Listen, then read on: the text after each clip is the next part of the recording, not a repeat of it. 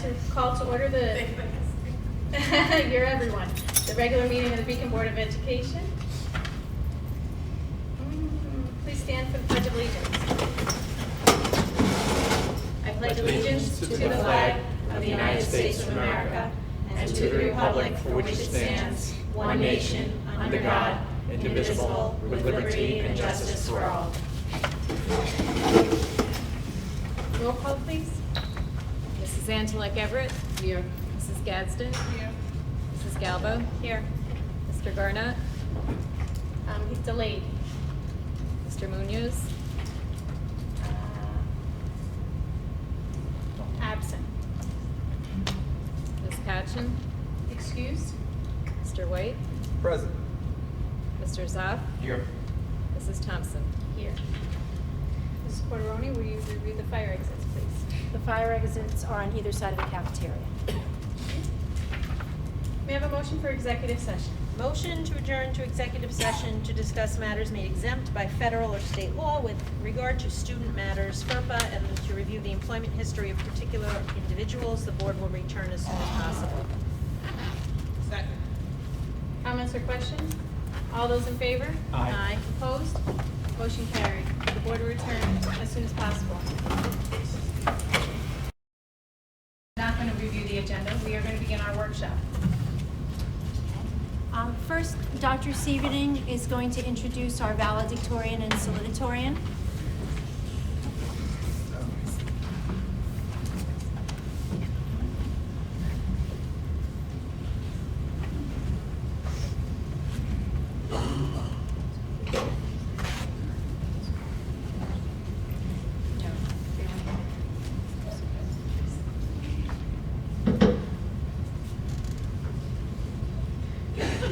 Good evening, everyone.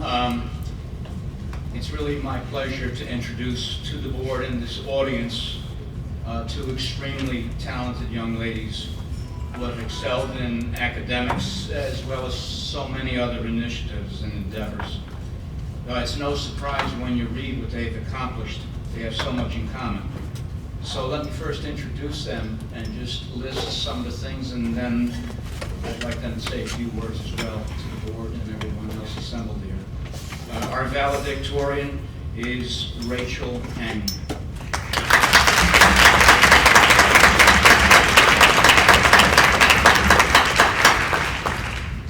And our salutatorian is Paige Baisley.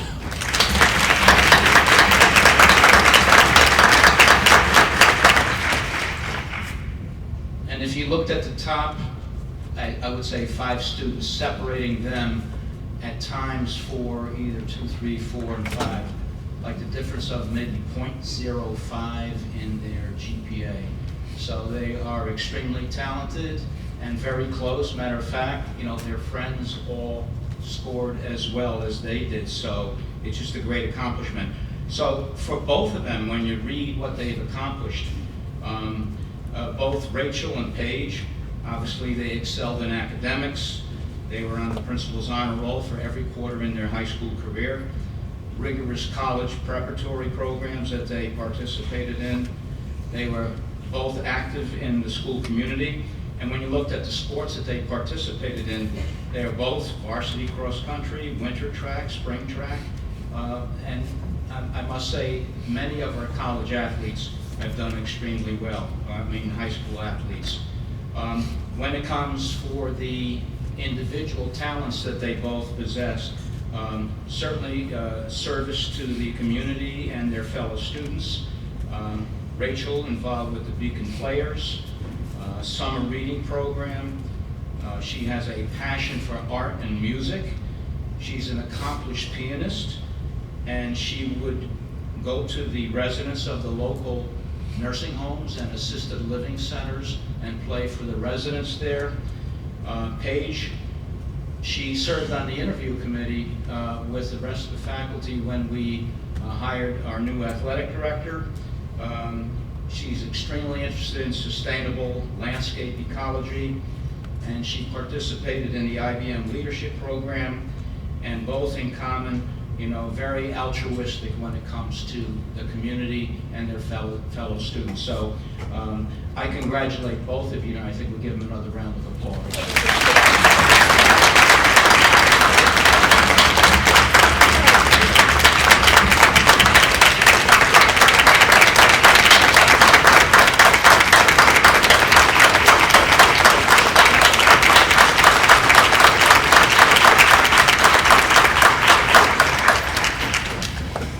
So Rachel, you come on up and just say a few words.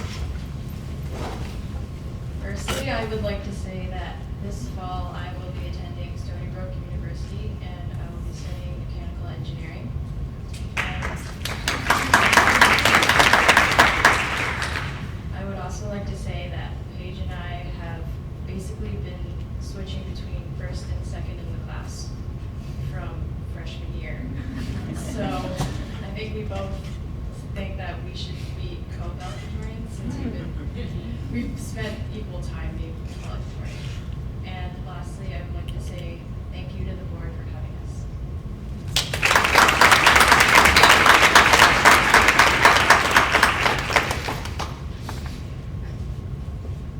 Well, as Rachel said, we've been very close, and honestly, she's my best friend, so there's no one I'd rather have in front of me. Although, she goes missing next time. But no, when we were, I think we were in 8th grade, they had the valedictorian and salutatorian come down and speak to the new incoming high schoolers, and I remember that year, it was also 2 girls, and they were best friends, and I thought that was so cool. So I think it's really great that Rachel and I are best friends. We're here today. I'm going to attend Dickinson College in the fall, and I'm going to be studying environmental science. And I'm also going to continue to pursue track and cross country.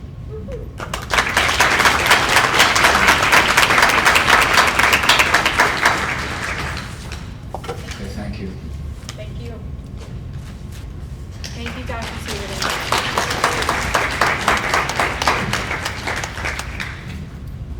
So the second part of our workshop, we're going to try something a little bit different. We had spoken at the last meeting about having a venue to have the community speak about the characteristics of a superintendent. So we're at the point of getting ready to send out our request for proposal for a company to get the superintendent, so we wanted to get some feedback from the community. We've decided not, so we don't make this meeting extremely long, to have 30 minutes set aside for community members to come up. And I probably should have had a sign-in sheet for that. I didn't think of that since this is a new way of doing this. So I don't know how many people want to speak.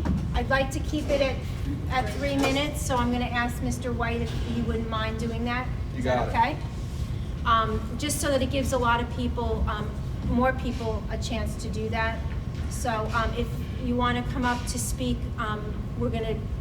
Karen's going to type some stuff you'll be able to see up there, more in a summary form. So her and I are going to record, and we'll be able to have that information available on the website after that, okay? So would anyone like to start?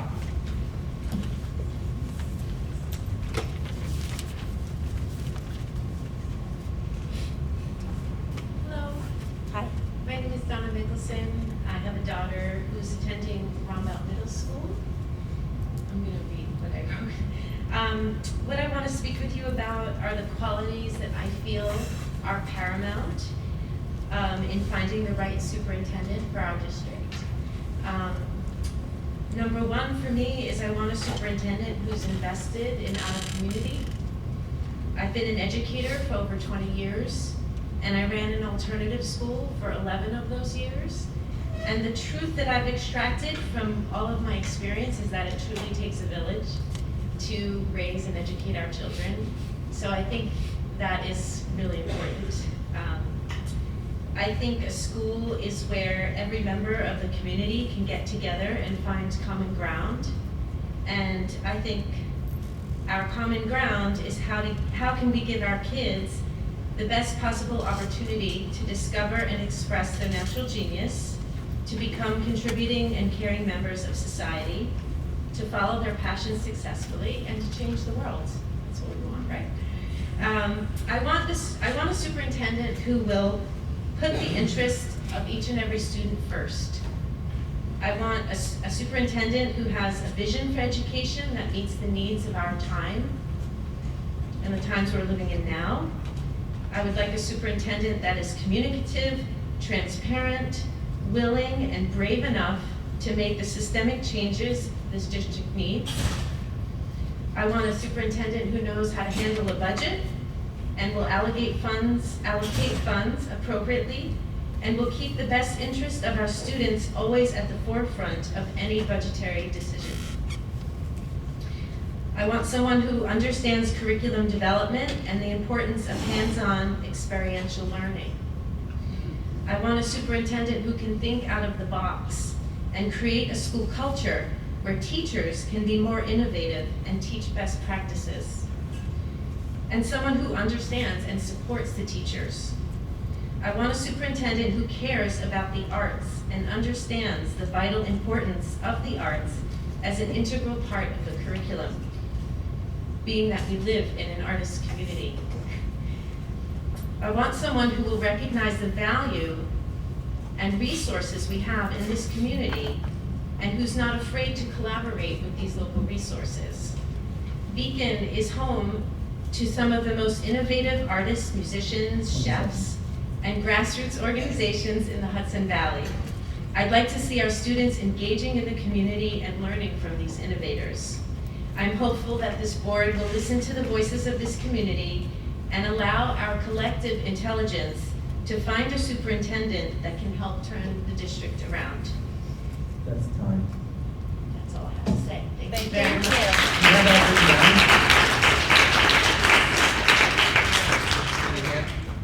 Can you hand in what you have written? Thank you both. That's all right. Thank you. Would anyone else like to speak?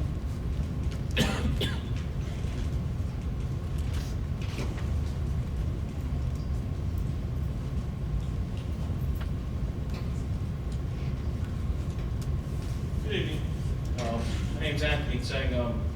I actually wasn't prepared because I didn't know what the workshop was about when I saw it on the agenda. Otherwise, I do apologize, I would have been better prepared.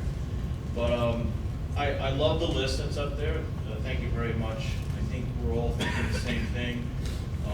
I will also say a couple more things, I guess, is that I hope this isn't the only venue that we can contribute to what we think characteristics are in a superintendent. I do know there's a vision bus floating around somewhere, really that has some good information in it. I also want to point out the difference between leadership and management. They're not, I know some people use it interchangeably, but they're not the same. Some very good managers may not be good leaders, and some very good leaders may not be good managers. So what I hope in a superintendent is to be both a leader and a manager. And in terms of the management skills, you know, I believe a lot of us here are familiar with it already. In terms of leadership skills, you know, qualities like empathy, transparency, leading from the front and not from behind. Those, I think, are some of the good qualities that you would find in a leader that you would encourage and inspire people to follow. And I think that's the key in that type of characteristics, that you inspire people to follow you. The other thing is that I do realize superintendents, their contract's a contract. I wish there was a way where a superintendent can not just come here and fulfill their 3-year to 5-year contract, but to have some sort of longer-term path, you know, for a longer-term vision. Some of the changes take a while to take effect. I'm not asking that, you know, that the superintendent be given a blank check and be here as long as they want to be, but if you do find somebody who does embrace the community and is able to lead the district in a very positive direction, be able to address some of the things that haven't been addressed in a long time in this district, you know, that's kind of a diamond in the rough that I wouldn't want to lose. So That's all I have. Sorry. Thank you.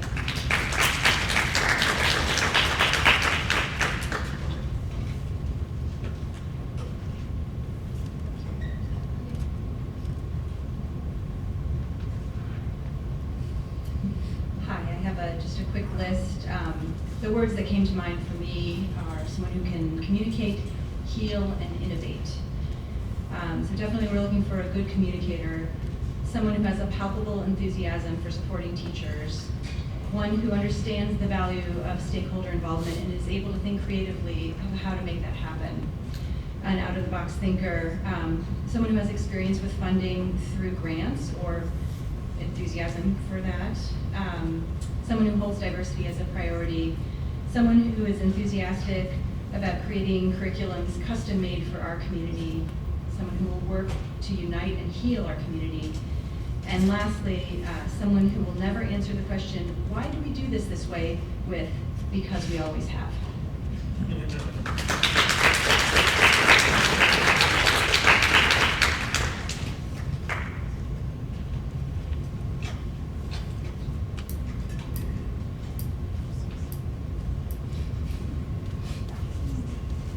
Hi, my name is Judith Felk, and I have a son who is at Sargent School.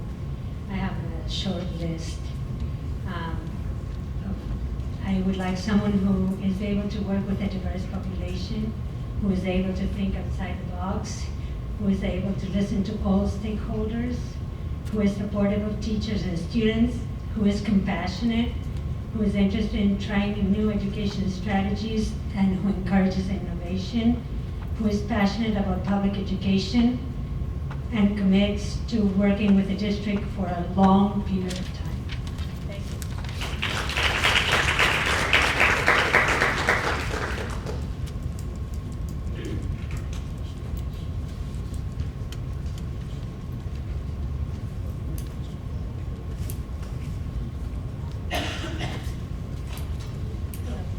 I'm not going to repeat what other people have said because I think the other speakers have nailed it. But one of the main things is I would love somebody who is attracted to Beacon and wants to be here because of our population and our diversity and its challenges and its benefits, and not in spite of it.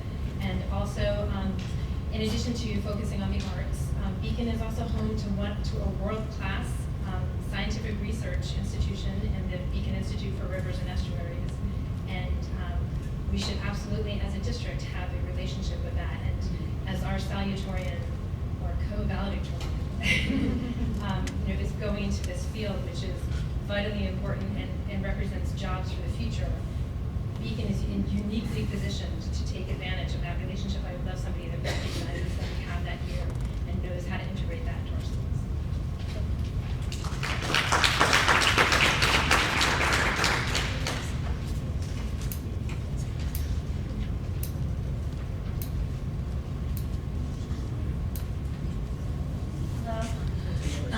I just have a quick list and then something else I wanted to touch on. I think that it is important that our next superintendent appreciates the diversity of Beacon, which has been said, welcomes participation from the community, is an advocate for local decision-making and public education, stands up for teachers, staff, and students when a harmful mandate comes down from the state or federal government, communicates effectively, leads by example, and values the autonomy, professionalism, and decision-making of teachers. I think that's really important. I would also like to just speak briefly about the search process for the superintendent. I would really like to encourage you to take your time with this process. I think it's very important and it should not be rushed. If that means, hiring Ms. Corderoni as interim for another year. A lot of teachers are here. It's a popular decision. So that we can take the time, I think that's what should be done. I would also like to encourage you to think about conducting an open versus closed search process. I don't think it needs to be black and white. It can actually be sort of a combination of the two. I know that a while back, Mr. Zoff, you stated that the search process would need to be closed because a candidate for superintendent would not want to notify their district if they were looking elsewhere, which I understand. That makes sense. But I would encourage you to rethink it a bit. I feel that you could begin with a closed search process, but that once you narrow down the candidates to the final few, those candidates should then be asked to inform their district that they are interviewing in Beacon. I mean, if somebody is really well liked in their district, it could be a good thing because they could actually be offered a raise to stay. It's not always a bad thing. But more importantly, keeping the search process open would allow things such as public forums where the community, could have a chance to ask the finalist questions. It would also allow the community an opportunity to listen to the candidates' answers to the board's questions and to gauge the candidates' interest in and commitment to the district. And finally, it could allow for a site visit to the finalist district where the board would have an opportunity to see the candidate on their home turf and to view the uncut and unfiltered version of who this person really is. So ultimately, I would like you to consider a search process that begins as closed but moves to open as the final candidates are selected, to allow for community participation in the selection process, open communication, transparency, and the opportunity to view the complete profile of the candidate and to ensure that they're the best fit possible for the district. Thank you.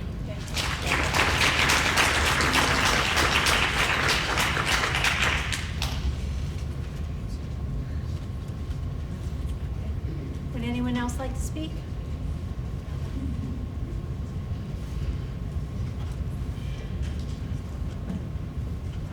Good evening, Deborah Davidovitz. I would like to second some of what we just heard about the process, which is a whole other conversation, but should be raised as well. Most of what I feel is up there. One word that I haven't seen yet, but maybe I heard, is respect. I feel that it's crucial that we have a superintendent who respects our teachers, our parents, our children, our community, and of course who respects the board. And I think that's something that we can really see when that exists in a district. And I would like to see a superintendent who we actually see in the classroom, in the schools, in the offices, in the hallways on a regular basis.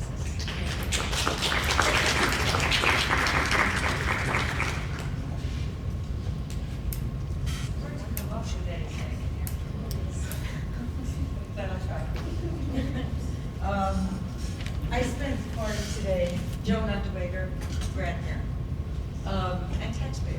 I spent today researching top superintendents, and I was drooling by the end of it. It took away all my preconceptions completely. There were people of various races, there were young people, there was a woman who was 65 who was introducing technology way before any of the schools did it. I kept thinking that we definitely had to do a search everywhere to find our perfect candidate. There was one superintendent who had never left the school district, except for while he ran for mayor and was mayor of his town. And he was never rated above principal before he was selected as superintendent. And he was outstanding and original and exciting. And I think the biggest thing we have to do is be really open. And after everything that I've experienced here, I would really like to see a people person. I would like to see somebody, when Deb spoke about respect, part of that is respecting the teacher's abilities and the principal's abilities to make decisions on how to run their classrooms. And I would like to see somebody that shares the successes as I think they will be coming to our district. And I also have to support what Clarice said before. I would really like sometime in the process for the community to be able to hear some of these people. So maybe close to open or something like that. Thank you.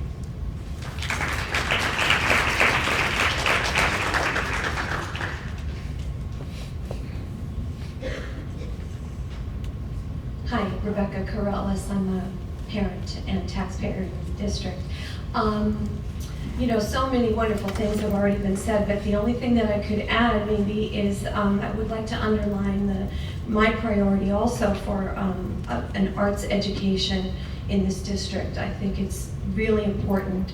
And we can see that both co-valedictorians were involved in music and theater, and it's something that goes hand in hand with academic excellence.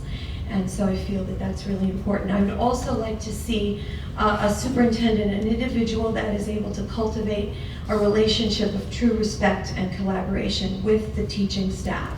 I think that that is very, very important, and it's what's best for kids. I would like to see an administrator, a superintendent who's brave enough to administer and interpret the New York State mandates in a way that does not undermine teachers and does not undermine students' efforts or developmental levels, but empowers them and supports them.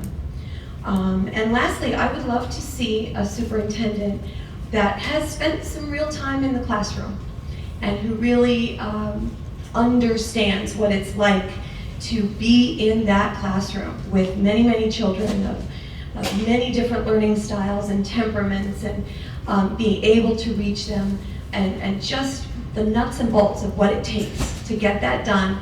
I would love to see a superintendent that really understands that.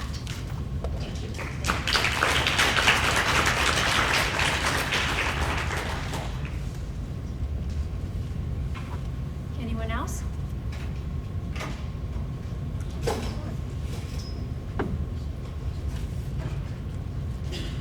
Hi, my name is Alana Reynolds, and I just had one comment on the process of hiring a search firm. And I had an interesting conversation with Mr. Zoff over the last, it was 2 weekends ago, about how the searches have gone in the past.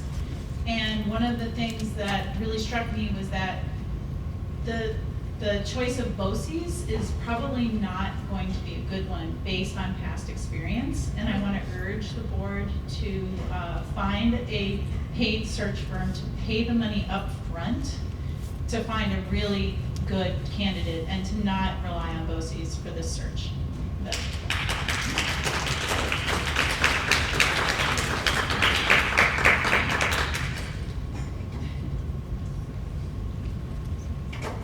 So this is a workshop, I think we'll go more than once, right?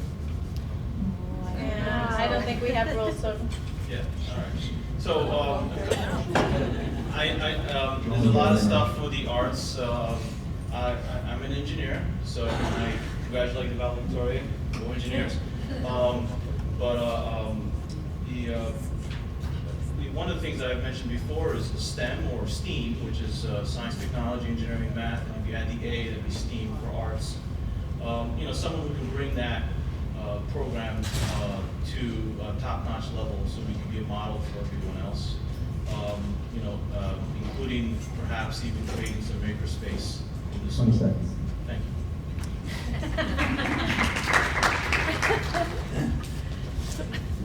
Craig Wolf, Beacon, parent, taxpayer, longtime resident, retired. I favor having a talented headhunter. I've seen what headhunters can do. They have the ability to go find somebody who's not looking for work. If you just look at resumes, you're looking at people who are looking for work for some reason, and that may be good reasons or bad. Headhunters are talented at finding people who aren't thinking about moving, but who probably should, because it's a good opportunity. They are unlikely to apply unless somebody taps them on the shoulder and you don't know who they are, so you probably can't do that, but professionals can be pretty good at that. In looking for a superintendent, one thing that hasn't made the list yet, character. Whoever you're looking at needs to pass the sniff test. Need a person of good, honorable character, and verifiably so. You have to go beyond the resume, beyond the references. How many of us have listed our bad points on our resumes? How many of us have listed references, including people who wish we would go away? So we need to be prepared to investigate and have a plan for that. And we need to pick somebody who does not play favorites or tends to form cliques, but is professional and treats everybody fairly. It's very important here, any place. And we also, I agree that we need to pick somebody who has experience in classroom teaching. Because if you look at the archetypes of of this profession at the core, all educators, no matter what their titles, are basically teachers.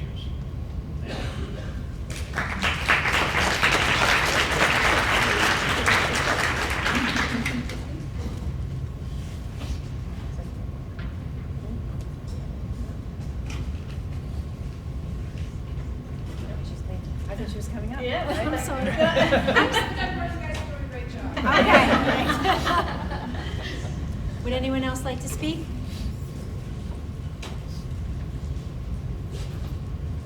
Hi there. We talked a lot about the community and what we would like to see at a broad strokes level. But I think we need someone who is going to create opportunities for teachers and building principals to do their best work. We need that sort of level of collaboration and interest in working together. But the more local, the better. More local in terms of building responsibility.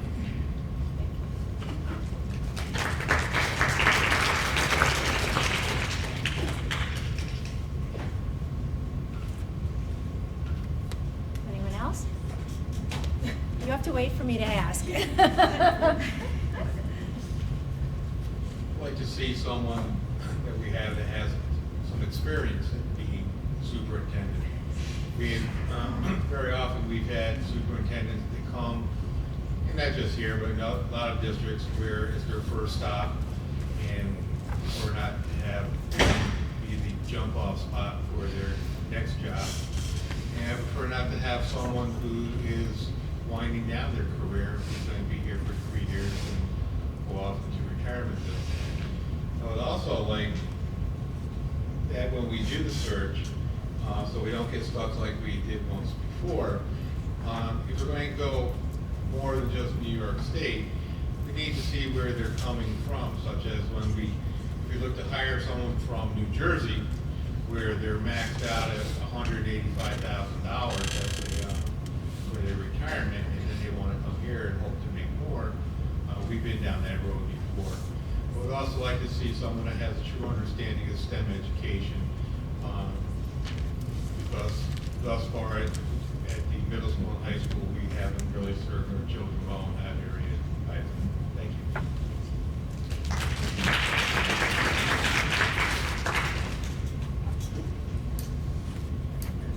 Okay, last call. Okay, thank you very much. I'll quickly review the agenda.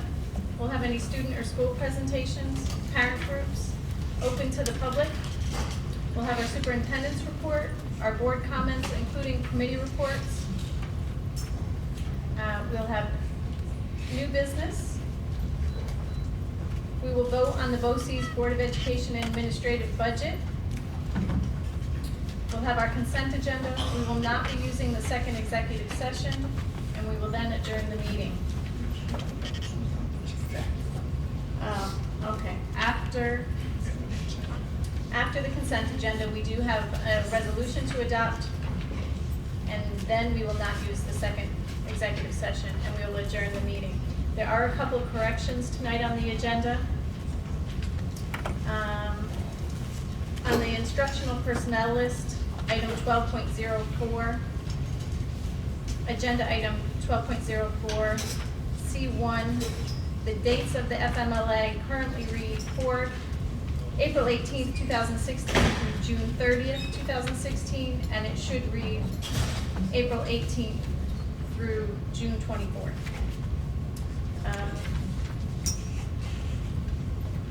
Consent agenda item 12.08, appoint a voting machine custodian.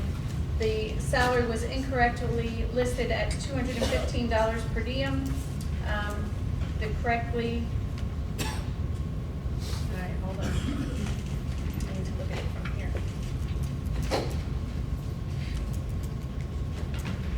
Okay, so it's amended to a $250 per diem, and also to attend a 1-hour orientation on May 11th with an hourly rate of $10 an hour. And then the last item is item 1301, which is to adopt resolution 042616A. Do we have any student or school presentations tonight?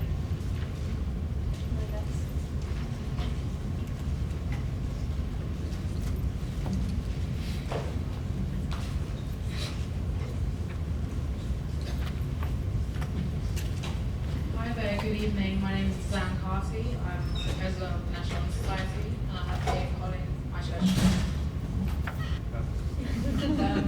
So we're aware that time is limited. So we just wanted to discuss the autism awareness event that we had on Sunday. Last year, the class of 2015 began an autism awareness project as their legacy. So we continued it by going to Rhinebeck for the autism awareness walk. It was a great turnout, and it was nice to be able to honor those who had to deal with autism and encounter it during their lifetime as part of April, which is Autism Awareness Month. Just a quick reminder, I'm not sure if I've mentioned it before, but Jasmine Matos, a former student of Beacon High School, passed away on February 20th, 2013. There is a scholarship in her honor, which is given to the high school graduates of this class, 2016, and we are raising money for that by selling bracelets. It will be on sale in the cafeteria and around the high school. You can also email NHS Beacon if you'd like to buy them. They're $5 each. They look like this, if anybody. They're like purple, they have green writing on them, they're very attractive. On April 29th, we're going to be hosting a movie night that's going to be a Friday, and we'll be showing the Peanuts movie. So we'll provide baked goods, but we're also accepting monetary donations for other goods to serve there. We've also started recycling water bottles and other bottles. We've contacted all the schools in the district so they can help us with donating bottles so we can get that done.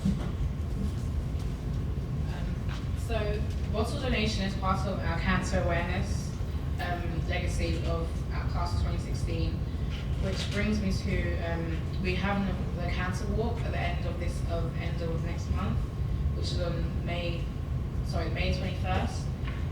So we will like people to go there. It will be held at Dutchess Stadium. And last but not least, May 30th, as you are aware, is the annual the Memorial Day Parade. NHS Beacon this year will be participating. It will be our way to give back to the community and to those who served in the army for us and in the military. I know it doesn't do much, but we'd like everyone to go out and support the military and those who have given their lives for us. Thank you very much.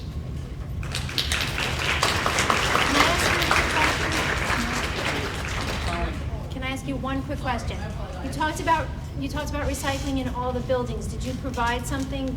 Because a central office would love to participate. So I just need to know how you want us to do that. Okay.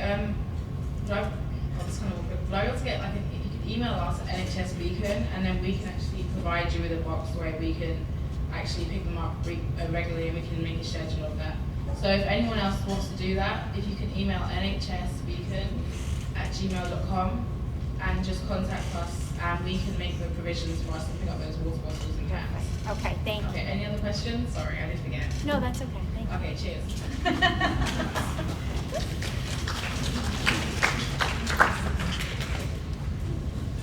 Do we have any parent groups tonight?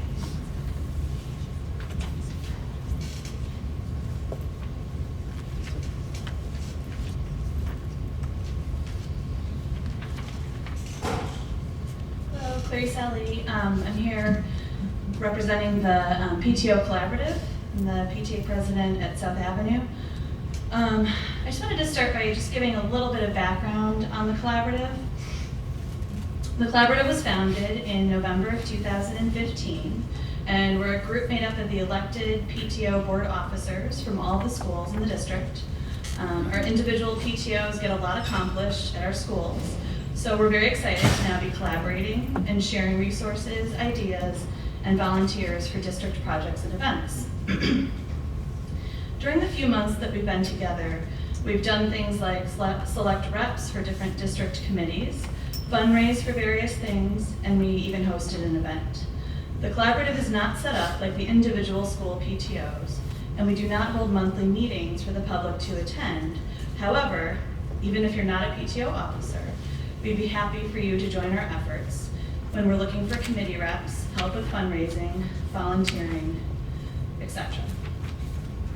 If you're interested in supporting our efforts or just want to stay updated on what we're doing, please follow our Facebook page, Beacon City School District PTO Collab, COLLAB, or email us at bcsdcollab@gmail.com. So that's bcsdcollab@gmail.com.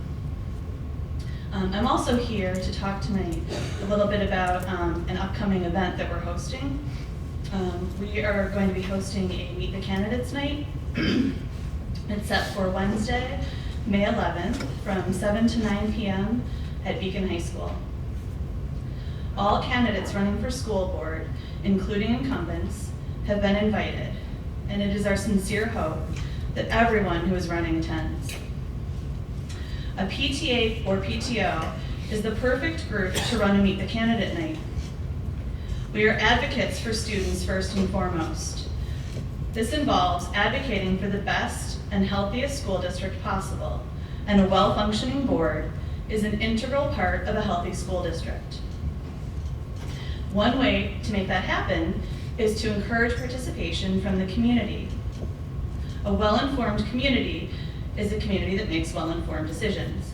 So we want all eligible voters in the Beacon City School District to be well-informed, to meet the candidates running for the Board of Education, and to hear from them. We want our community to ask important questions and for their voices to be heard. We all have a stake in this district, and we all deserve to know who we are voting for and where they stand on important issues that impact our children's education. PTAs and PTOs are also nonprofits, so this means that we must host nonpartisan events, and it is extremely important that we do not endorse a particular candidate or candidates, that all candidates and incumbents are invited, and that our process for asking questions is fair and transparent. We reached out to the community via social media, and now we are reaching out to you here. If you have a question you would like to ask the school board candidates, please email us at, I'll repeat it again, bcsdcollab@gmail.com. Once we receive all questions, the collaborative will go through them and select questions for the forum. Due to time constraints and possible redundancy, not all submitted questions will be asked. We also have flyers, which we'll be handing out tonight, and which Megan just put on that table over there, that will be going out to the community. So please help us to spread the word about this important event by taking some flyers tonight. The forum will have several different components: an introduction from the moderators and candidates, predetermined questions from the public, which I just spoke about, asked by the moderators, questions from the audience, which will have a 30-minute, I think, time limit, but you are welcome to come and ask a question at the event, and closing remarks. Each segment will be timed by timekeepers. It will be a fair, well-organized, and straightforward process. The order of candidates' opening statements, answering questions, and closing statements will be rotated fairly, and the format will be reviewed with all candidates before the forum begins. We look forward to hosting a forum that informs the public and helps to build the community. And we look forward to seeing you all on May 11th. Thank you.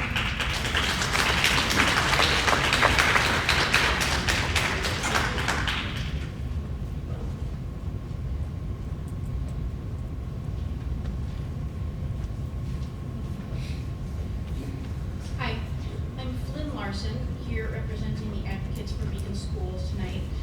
Just briefly wanted to tell everybody and invite everybody to a couple of events that we're having coming up really soon. One of them is next week on May 3rd, and it is called Beacon Schools Many Voices, One Vision. We're hoping to kind of build off of and dovetail with the event for tomorrow night, the Vision Forum that's going to be here at the high school, and also this workshop that we kind of started generating ideas. The objective will be to envision possibilities, think big, and generate concrete ideas for how to move forward and achieve the best school district for our kids. And we'd really love to have it be a diverse bunch of, inclusive bunch of people who come to this event. All of you members of the board and teachers and administrators, neighbors and friends, even, you know, if you don't have kids in the district. So we're doing our best to spread the word and hope that everyone can do the same. And then on May 10th, what does it take to transform our schools? A conversation with Chip Wood. Oh, both of these are at the rec center, too. We will be hosting a conversation with Chip Wood, a renowned educator, administrator, and author, to explore ways to bring the community together to revitalize our schools. We'll explore how to create a culture of trust that lets all students achieve their potential. And Mr. Wood will offer practical ways to lay the groundwork for a culture of problem solving, shared decision making, openness, and trust. He sounds like a really interesting guy who I think will be a great facilitator in this conversation. And again, hope as many of you can come to these as possible. I think that's it. What There's time? What time? Oh, 7 to 9. Can you repeat the date for that? I've missed it. Okay, it's May 3rd, which is next week, and then May 10th. And there's information also on the website for Advocates for Beacon Schools, which is advocates12508.com. I'll give each of you guys a flyer as well. Thanks.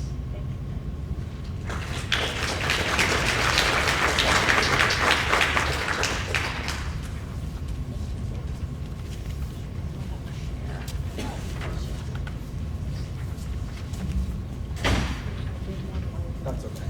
Thank you.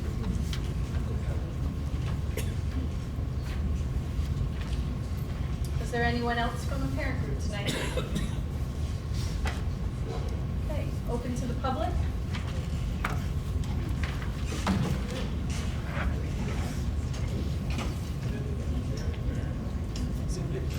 Deb Davidovitz?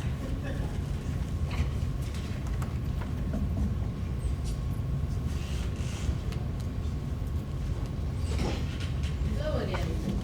This takes exactly 3 minutes.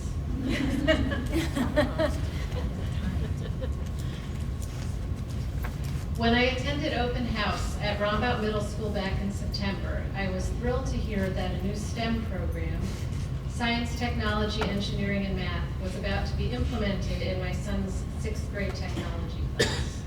2 months later, I was present at a community meeting where former Superintendent Barbara Walkley, representing BCSD, was presented with a check from Chevron for $8,500. As Ms. Walkley stated at a Board of Ed meeting on November 23rd, the intent of this donation was to promote science, technology, engineering, and math. And she told the public that the money would be used to train staff and purchase supplies needed to get the new 6th grade STEM program into the classroom this year. You can imagine my surprise and disappointment when I discovered a few weeks ago that this new STEM program did not happen this year. I'm disappointed because it looked like a great program, lots of hands-on projects and good reviews. Equally disappointing, however, is how the issue was handled by the district. We were told that the program would be happening, but then we were not told that it would not be happening. I believe these clogged lines of communication are the direct result of a fractured board and a revolving door of superintendents. I am unclear on exactly what happened, but for various reasons, it proved to be impractical for the STEM program to be implemented as Dr. Walkley had planned, and now the program and the community are left in the lurch. I would like to thank Mr. Soltish for promptly and effectively answering many of my questions when I contacted him about the matter.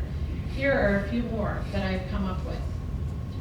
What changes are planned for the technology program at RMS, and how will the $8,500 be used so that it best supports this programming? Are we best served by implementing a new technology program at the middle school, or would it be better to use the money to beef up the existing program? What happens to money that is earmarked for a specific cause, such as this donation from Chevron, or ones made by the Beacon Arts and Education Foundation? Does the money have to be spent in the academic year in which it is given?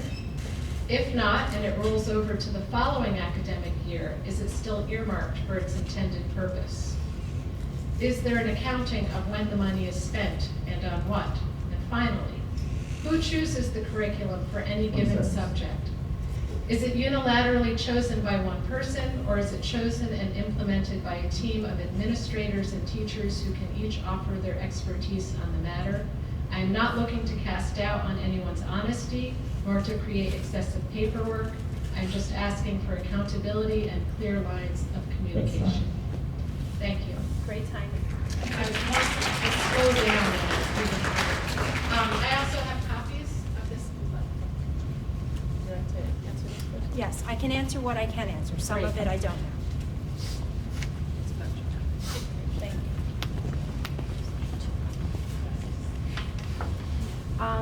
you. So I do know about the $8,500 check that Dr. Walkley did accept on behalf of Chevron. I will tell you that that money is sitting in a trust and agency account, which is separate from the daily operations of the school district. It is earmarked for that purpose. And you also mentioned Arts and Ed Foundation. So we do have small trust and agency, they're general ledger accounts, but they're all considered separate because some of the donations that we do get require an accounting of how we spent the money. So we keep everything separate.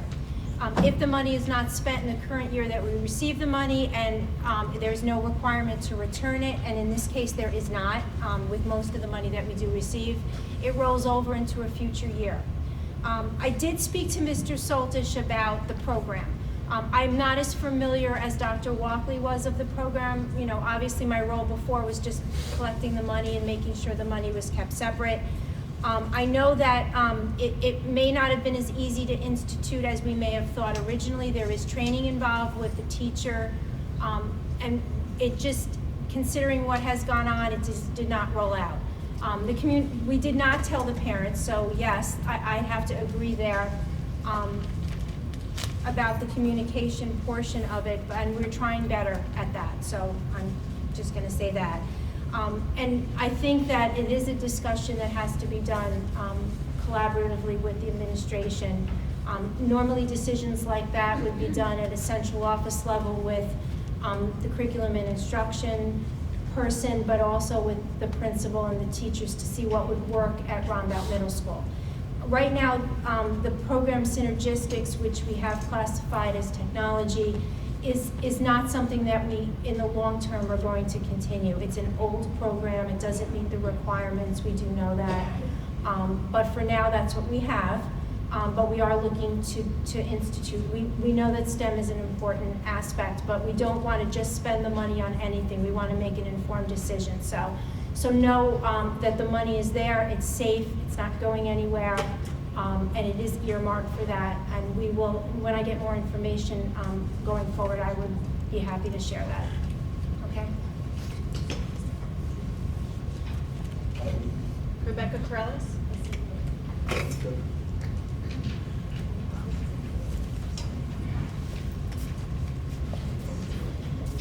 Hello again, Rebecca Corrales. Before I start, I just wanted to remind everybody that the Vision Bus is here.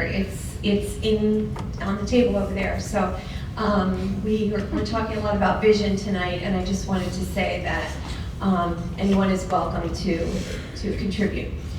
I would like to lend my support firstly to the resolution that was presented at the April 11th Board of Education meeting by Mr. John Burns, President of the Beacon Teachers Association.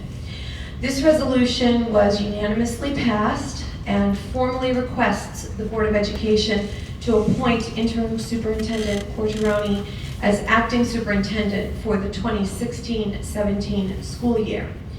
I agree with this resolution and believe it to be the most beneficial situation for a school district for all the reasons stated by Mr. Burns. It is important for the teachers and staff to have a mutually respectful relationship with the superintendent of schools, and I believe that for now, until a permanent superintendent can be hired, this consistency would be the best thing for our school district. Secondly, I need to go back to a question that I asked at the January 25th Board of Education meeting that has really never been answered. The question is, and I'll just repeat the same question first. Did the Board of Education vote to give Mr. Lambert authority to single-handedly negotiate the former superintendent's $63,000 settlement package? That's the question. Mr. Lambert has attempted to answer this question, I believe, and has said publicly that the addendum was negotiated at the direction of the Board of Education, presented to the Board of Education, and approved. And that sounds good on the surface, but does not really, I believe, answer the question, which is, did the Board of Education take a vote to give authorization for this? Or was authorization given in another way? I'm asking this question because I did not see the process unfold publicly. The public can see the addendum, yes, but we did not see the discussion leading up to the negotiation. I feel that the public has the right to hear the answer to this question, since the private conversations that apparently took place had to do with the public's money. Lastly, I apologize that I did not submit this question to you in advance tonight, but I have passed out copies to the board. Thank you.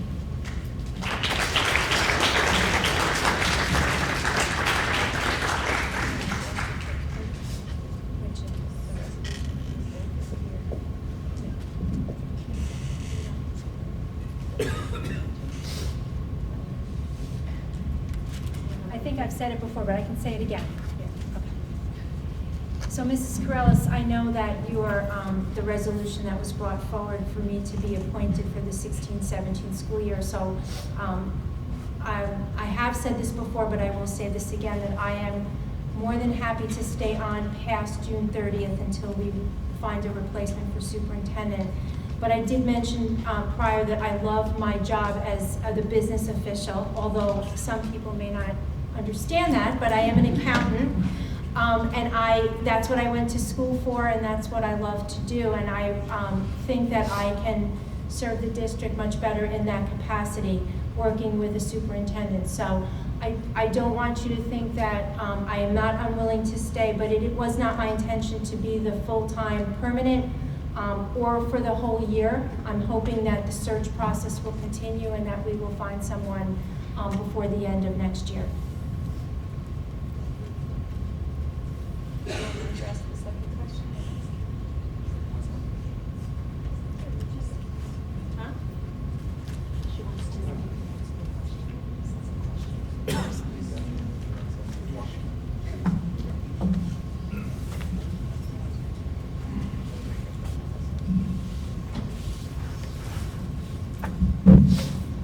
Let me try to answer that second question in this way. Oftentimes there's a determination by a Board of Education that it wishes to make a change, whether it's in connection with a superintendent or another employee of the district.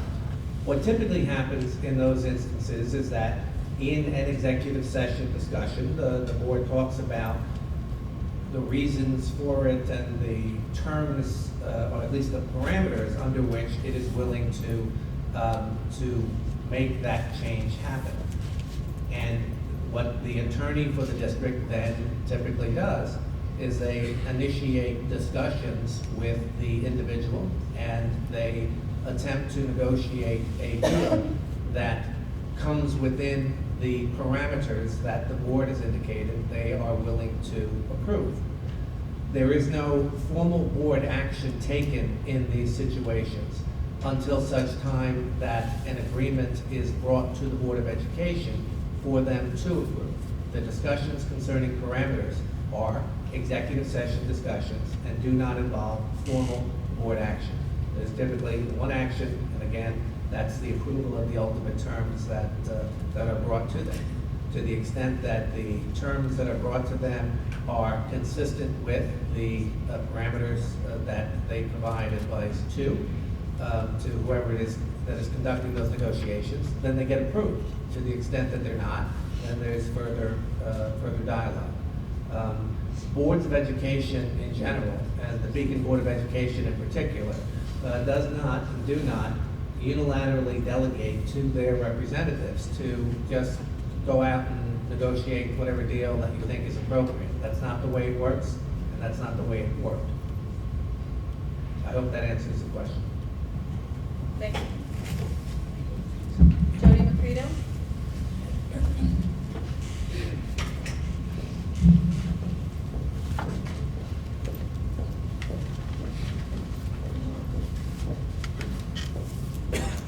Good evening, Jody McCredo, parent and taxpayer. Hi. I've been hearing over the past few weeks some board members talking about the things that are happening at these meetings and mentioning that community members are pointing fingers and saying that we should move forward. I don't think that's okay. I think when parents and taxpayers take time out of their lives to bring very real issues to this district, from this district to your attention, and you, the people we have elected to represent us, basically call us tattletales, I struggle to understand how you can see that as an appropriate reaction. There are many things that I'm personally having a tough time letting go of, and tonight I'm going to focus on money. Mr. Lambert just described a situation when a person resigns, when a person is terminated. Our former superintendent chose to quit her job. Regardless of whether she quit because a handful of parents made that job more difficult to do, or because of her own personal reasons, or any other reason at all, she's an adult and she made a decision. She's now involved in a lawsuit against a current Beacon City School District teacher, which is a clear violation of her contract. And yet this board still feels that she is entitled to her exit package totaling $63,000. If someone steals $100 out of my purse, $100 that was meant for my children, I wouldn't just forgive and forget. This is our money and it was meant for our children, and I'm asking you to please give it back. We also spent a considerable amount of money on our attorney, Mr. Lambert.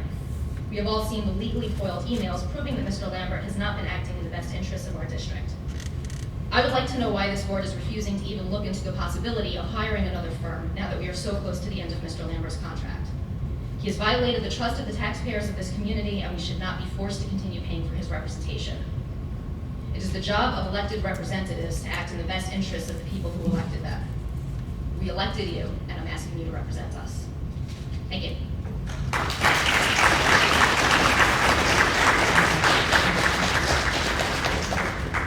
Meredith Hewitt?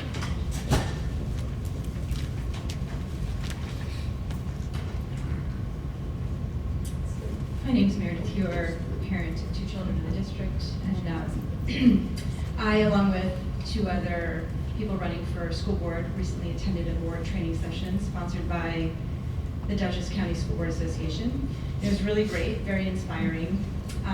The moderators were using words like advocating and aspirational goals. One interesting subject that came up was the role of the school attorney for the BOE and the district. I asked whether the attorney attends every school board meeting for the district that was represented there, and was told no, never. That the attorney might attend an executive session, but even that does not happen every time.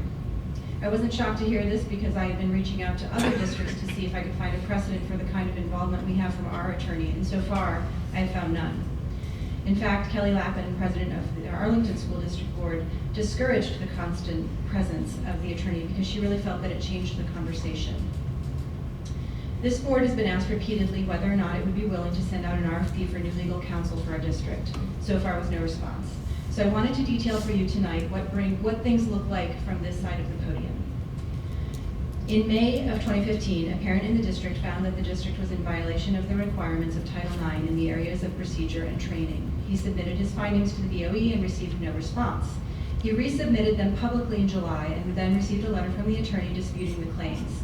The parent, not satisfied that the attorney was correct, filed a complaint with the U.S. Department of Education, Office of Civil Rights. The district then received a 4-page letter documenting the changes that the district needed to make in order to be in compliance with the Title IX regulations. Strike 1. Also, in July of 2015, a veteran teacher came forward to members of the BOE and our attorney with allegations of unethical and illegal behavior by members of our district. The attorney was one of the people implicated in this information, and yet he was the one that did the investigation. He spoke to the people accused of wrongdoing, wrote no report as far as I know, and reported to the BOE that the allegations were unfounded. Next, a Title VII complaint was filed against members of the district, and the attorney advised the BOE to spend $10,000 on a private investigator, which the BOE approved immediately. I don't understand why it was fine for the attorney to conduct his own investigation on the whistleblower investigation, but not for the Title VII complaint. At the same time that the Title VII complaint was brought to the BOE, a parent in the district filed a petition with the State Education Department with allegations of unethical and illegal behavior between several members of our district. Again, the attorney was implicated in these allegations. Again, the attorney took it upon himself to respond to the allegations. His response was both personal and unprofessional. Last but not least, our former superintendent resigned and violated her contract by suing an employee of the district, even though her contract states that she agrees she will, quote unquote, not make derogatory comments about individual school officials, the district, its employees, students, and school-related organizations. I'm almost done. The attorney does nothing to retrieve the $45,000 package that she received. All of this makes me wonder, who does the attorney think he is working for? These actions benefited a few people, yes, but not our district as a whole. I respectfully request again that this board send out an RFP for new legal counsel for our district.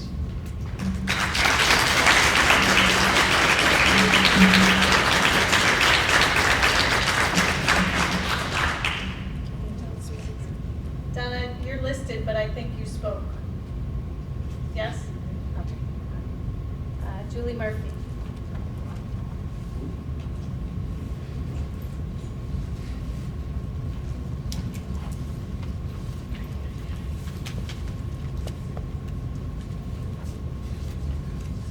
Julie Murphy, parent and taxpayer. So first and foremost, I have the same question as the last time I addressed the board. I still don't understand why the union president is allowed to use the Beacon K-12 district email for a union business, especially when his emails have disparaging remarks about the Board of Education and district employees. I would like to know who is responsible for governing and enforcing this policy. I have with me an email that the union president sent to all of the teachers in the district yesterday. I happen to have it because it was circulating through the Newburgh City School District and was forwarded to me by some teachers there that I know. So I don't have questions, but I do want to respond to several of the comments that he made in this email. The first one, and this is from the email, that says, in fact, the last several years have been difficult for us, referring to the union members, beginning with the ever-revolving door of superintendent and administrators. So as with any relationship, whether personal or professional, it takes two. There has to be a give and a take, a willingness to work together, to compromise, and to see things from others' perspective. If you are on your fifth divorce, or a business person having a difficult time maintaining steady clientele, or a group of teachers dealing with a revolving door of superintendents and administrations, perhaps some self-reflection is in order. Perhaps there are some things on the part of the union that need to change in order to ensure a more promising and successful relationship with the superintendent in the future. So I would hope that Mr. Burns and other members of the union, would spend some time and energy thinking about some of those things. In another statement, he says to the teachers that they need to stand behind one of our own, and that what you do to one of my own, you do to me. And I find this quite puzzling, because although Ms. Pilla is a past BTA president, she is still a current teacher and union member. So in defending one teacher, he is throwing the other to the wolves. So I can't imagine the turmoil these contradictory comments continue to perpetuate amongst the faculty. Which brings me to another comment that says, many of us breathed a deep sigh of relief when we thought we were done with this chapter of our career. Well, you are done. And as a parent, I know I would appreciate if you and all of the teachers in the district would focus your energy on the education of our students. The lawsuit is a civil matter. It no longer has any bearing on the school district. It is a personal matter and I, for one, would not condone $1 of my tax money being spent to cover the expenses of any of the parties involved in this matter. Thank you.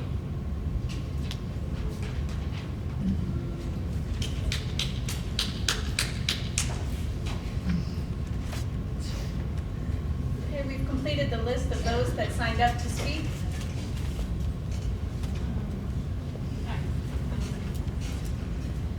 My name is Michal Mark, I'm a parent and a taxpayer. Could you stand closer to the mic because we can't hear you? I just wanted to, I'm confused about who the last person was addressing. It's my understanding that when they stand here, they're supposed to be addressing you, the board, and it sounded like they were addressing somebody else. So I just don't understand how it works, because when it has happened in the past, it was pointed out.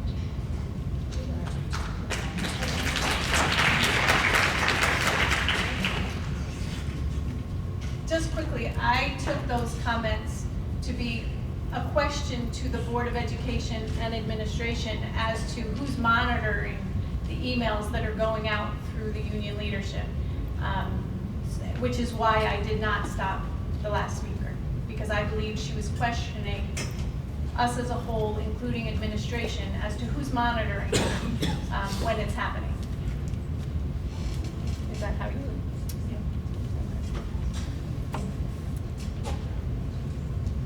Is there anyone else that wished to speak?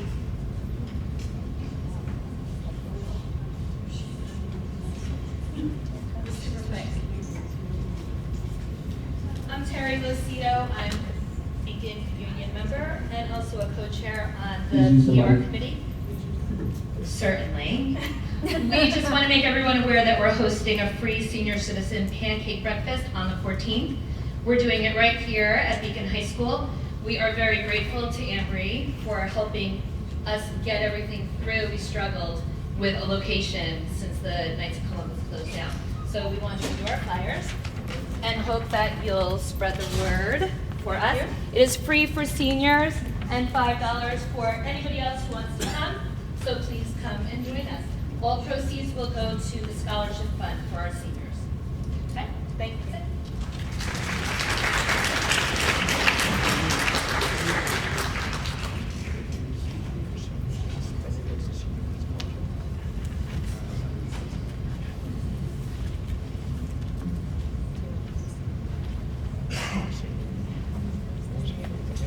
John Burns, President of the Beacon Teachers Association. I'd just like to make a promise. I don't know when I'm retiring. I know the time is near. But when I do, I promise I will not have written speeches for people to come up and give on my behalf. We'll just stay with that. This has been a long and difficult year for many of us in the BTA. In fact, the last several years have been difficult for us, facing an ever-revolving door of superintendents and administrators.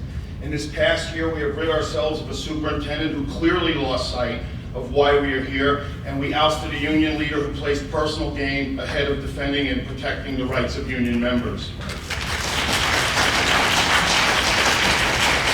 Many of us were hopeful that we could move on, that we could heal, that we could put this latest chapter of the Beacon City School District behind us. Unfortunately, Mrs. Thompson, we cannot move on, because the one constant in the last 9 years of district dysfunction is that you've been the president of the Board of Education. Not true. During those 9 years, Mrs. Thompson, you have brought us 8 different superintendents and single-handedly provided pensions for several of those superintendents who barely lasted a year in our district while wasting hundreds of thousands of dollars of taxpayer money. Last summer, a 27-year veteran teacher, coach, and valued member of the Beacon City School District came to you with a significant amount of information that clearly indicated an inappropriate relationship between our ex-superintendent and ex-BTA president. This relationship negatively affected the entire district. Mrs. Thompson, you had the ability and immediately start an outside independent investigation into these well-documented allegations. This would have been a prudent move and would have clearly indicated to everyone that the investigation was valid and unbiased. But your close personal friendship with the ex-superintendent and ex-union president clouded your judgment. Instead, you turned the investigation over to the district's attorney, who, despite a lack of any written report, summarily dismissed the accusations of this well-respected teacher. Mrs. Thompson, you have continually denied, minimized, or mocked a large body of evidence that showed wrongdoing and misconduct in our district. Even after the ex-superintendent resigned, and after the entire community expressed outrage over the incident, you continue to take part in the sham, providing the ex-superintendent with a very generous separation agreement.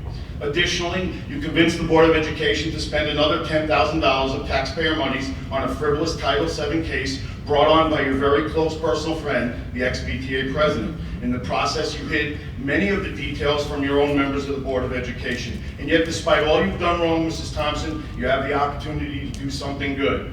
The 27-year veteran teacher in our district is facing exorbitant legal costs in another baseless lawsuit brought about by the ex-superintendent and union president. The teacher brought his concerns to the board in his role as a teacher and in his duties as an employee of the district. He invoked the Whistleblower Act, seeking protection from the district. If this incident was not related to his duties, why was it necessary for an investigation? Mrs. Thompson, it's a new day in Beacon. That's fine. Mr. Burns, I You know, will not let you continue. Now, I with will. all due respect, No, Mrs. Mr. Thompson, Burns, because you you let have Mr. given- Bug stand up here and go over several But, times, Mr. and as soon as Burns, it's me, you you've gotten stood me. before So this I'm going to crowd finish here and telling finish my lies. statement. You have stood before this crowd with inaccuracies and complete Mrs. lies. Thompson, it's So a new if day your in facts Beacon. are not straight, Things Mr. must Burns, be done do not correctly for our express them. students, our teachers, and our district. The district owes this teacher support and indemnification. I speak not only as the president of Beacon's Teachers Association, I also speak as a teacher who has been a longtime target of your vitriol.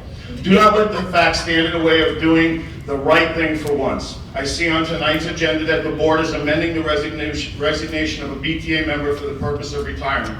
I too have formally requested in writing that the board amend my letter of resignation based on indisputable evidence that I was given incorrect information from the district. Mrs. Thompson, your tenure as board president will soon be at an end. Show you have and possess a conscience. Show that you have the integrity to do the right thing in both of these situations.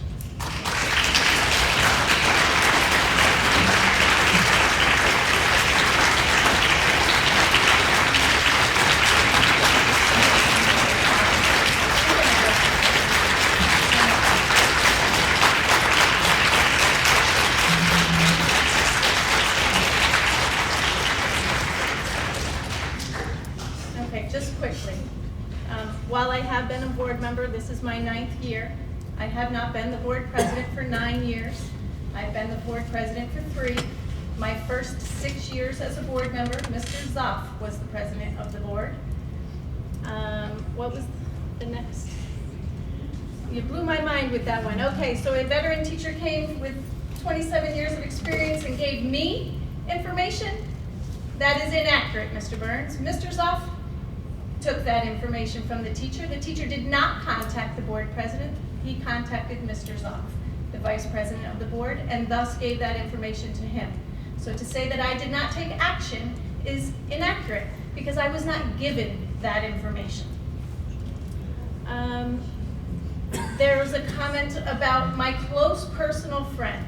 Well, we all know who you're all talking about, right? We know who that is. I need to understand what qualifies as a close personal friend. To see the video back there is interesting. The person you speak of has never been in my home, nor have I been. I have been in her past home, but couldn't tell you today where she lives. If that qualifies as my close personal friend,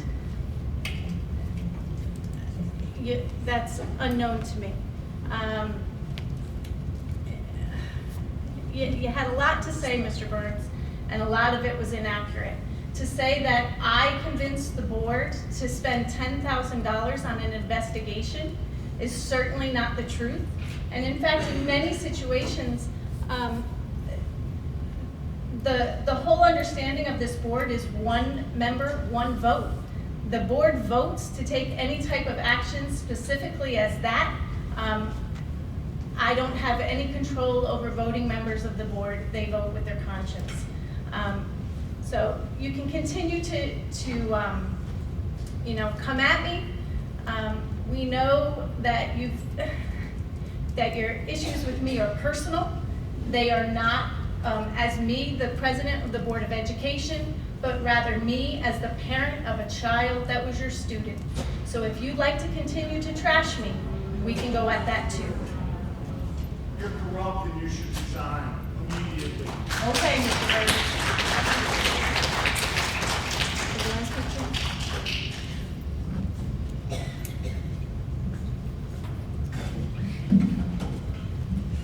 Dan Stark, taxpayer.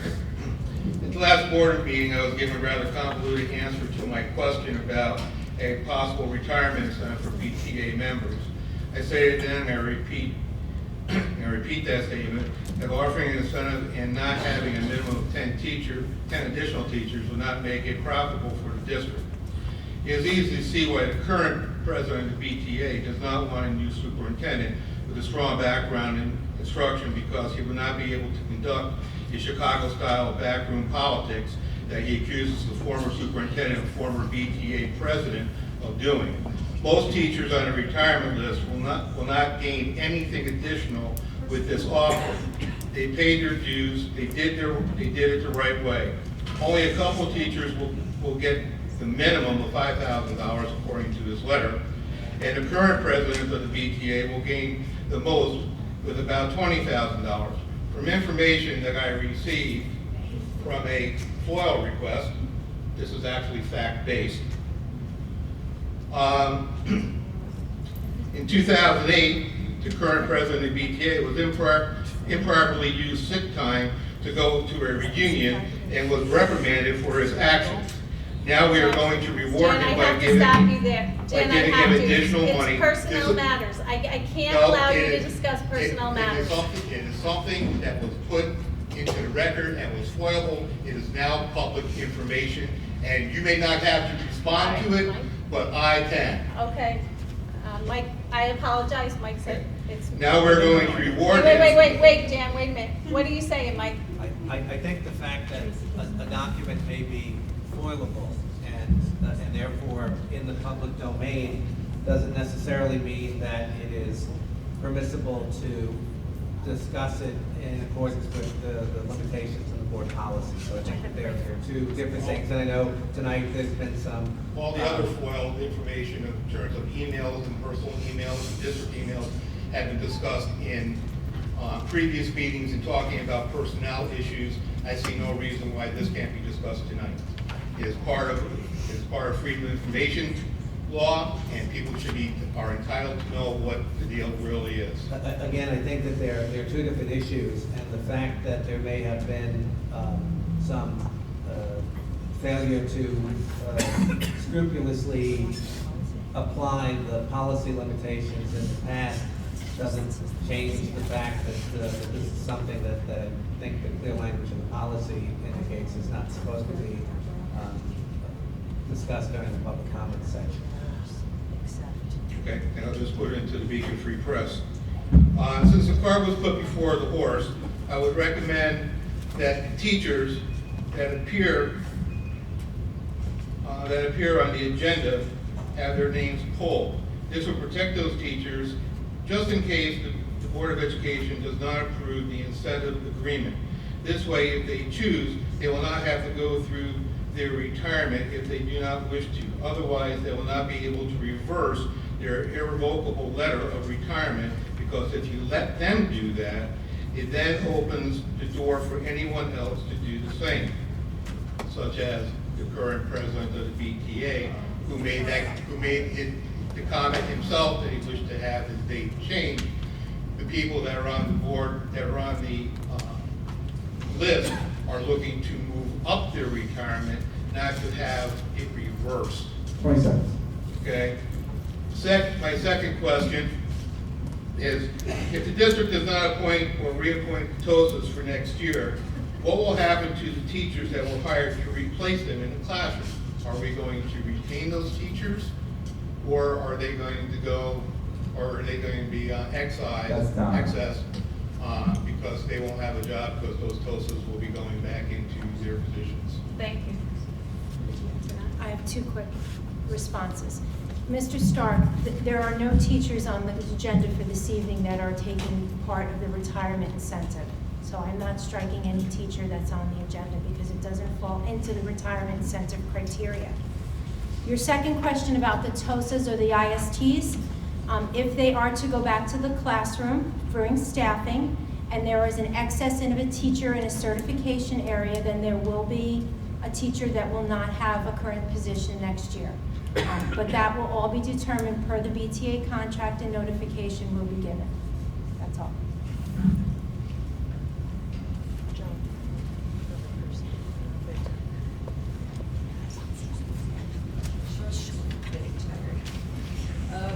Joan Underwriter again.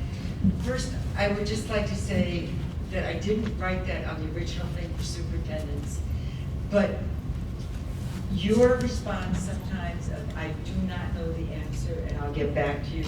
I would like that on our list of things that a superintendent does. It's excellent, as opposed to not answering it or doing anything else. It's very refreshing. Secondly, personally, I would like it very much if the members of the Board of Education took the time soon, I guess, just the way the public has said something about what they see as qualities they would like to see in a superintendent. I would like the board to do that. I would like to hear from the board on what their vision is. It's a new day, I guess. I mean, I remember a few years ago madly calling around to say, who should I vote for on the board? Because nobody ever knew anything, you know. And now people are actually interested. I'm hoping people come out to a forum and listen to the candidates and decide whether they should be on the board. And I would like the present members of the board that are staying on the board to speak out. We'd really like to know how you feel about these issues that you are supposedly going to make decisions on eventually. Thank you very much.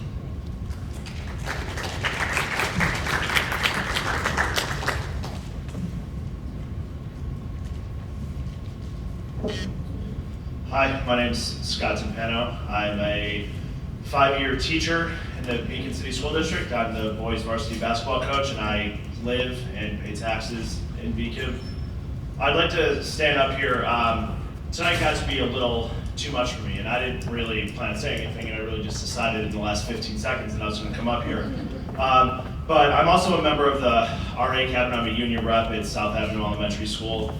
And I know that over the past year, the BTA and the rest of the teachers and staff that work within all the school buildings have really taken a positive step in the right direction in terms of what we need to do for our kids. And to be frank, a lot of it has started with Mr. Burns and his belief in us that what we can do as teachers in our abilities. And we all have to thank him for doing that because for the first time in a while, we've started to feel like all of the outside stuff shouldn't be mattering. And he's one of the people who put us in that direction, along with the rest of our administrators and the people that we see day to day. You know, there's a lot of respect, and the job that you guys have to do is absolutely tough. We are the ones that are every day in the trenches with our kids and with the rest of our co-workers, digging in every day, trying to figure out what's going to work for our kids and trying to do the right thing. And that starts with the feeling that we have to create among ourselves as unit members. And that's something that Mr. Burns has really led us to do. And I get that there's a lot of personal feelings, and you know, sometimes he can get up here and he can holler, and I can holler a lot too. And I get that, but that's coming from a place of passion. And because he wants to do what's right for everybody involved. And a lot of what he says makes absolute sense. And a lot of people have to put their feelings aside and really think about what are the things that this district needs to do to get started in that right direction from here. And I think that we are going in that direction. I'm pleased to be a part of the team that, you know, I still have 25 years left in my career, and I'm pleased that, you know, that he's really gotten us moving where we need to be. And so I just have to say on behalf of all the teachers that we absolutely appreciate it. Thank you.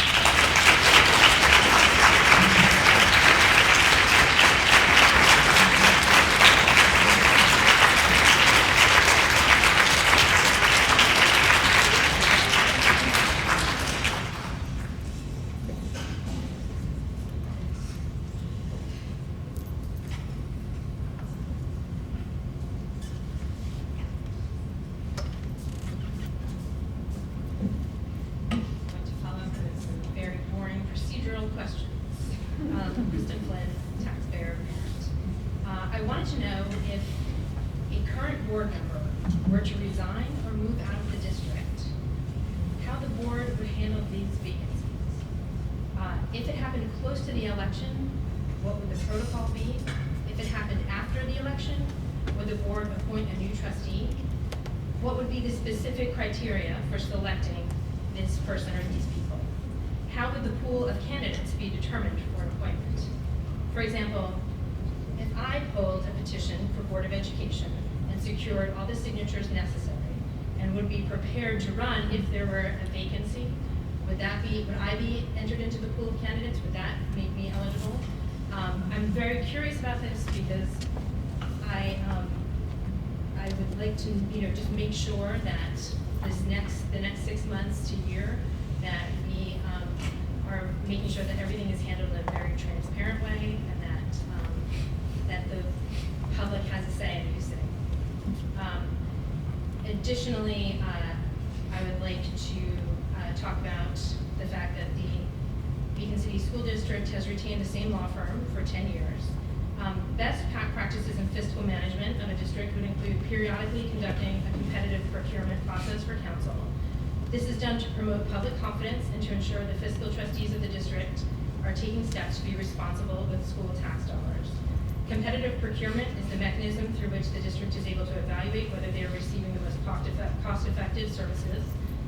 We could be told that the Board of Education is confident in our council. We could say that they like him, but without a transparent competitive procurement process, this is purely based on an assumption on their part and faith on ours. Obviously, if ever there were a competitive procurement process for the contract to handle legal affairs for the Beacon City School District, Mr. Lambert's firm should, of course, consider submitting a proposal so any doubts or concerns would be fully addressed at that time. Additionally, I do think I have collected signatures. I pulled a petition and collected signatures. And it was an interesting process to go through because I realized that you do rely on the people you know to help you get the signatures. It's a bit of a, an effort. And as such, I've also foiled all past petitions, completed petitions, because I think it would be really important to know in the past who has helped people on our school board get their candidacies moved forward. I think it would be really important to see the process more transparently.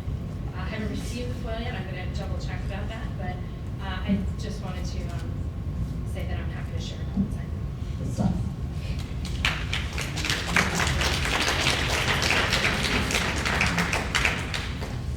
Just to quickly answer your question regarding if a board member should move or resign midterm, we did have that happen a number of years ago. One of our board members did move outside of the district, and the board chose, because it was in the middle of the year, the board chose to have applicants. A number of members of the community applied to be a board member. We held interviews, and thus Georgia Patchen was selected. She was required to run in the next election the following year. So she filled that year, and then she had to run for re-election. But that was the process taken when that happened. That's my only experience with that, but that is what happened at that time. What if somebody resigned now? Would they be entered into the election? They would wait till the election. It's too close. The process takes some time. So if somebody were to step down right now, July 1 is right around the corner, it would be an open seat in the election in May. It would be an open seat if that was a seat that was being run. Well, if you have 3 people running and the person who resigns is not one of those 3 people, then it wouldn't be an open seat in the election. You see what I'm saying? If it's in addition, I'm not supposed to be talking right now. Can you guys use the mic? I'm not supposed to be responding to public comment, so I'm just letting Melissa know some information. What she's saying is that if the person resigning is not one of the people that are up for re-election, actually I'll ask Christine to to explain it, because I don't quite understand what she's saying.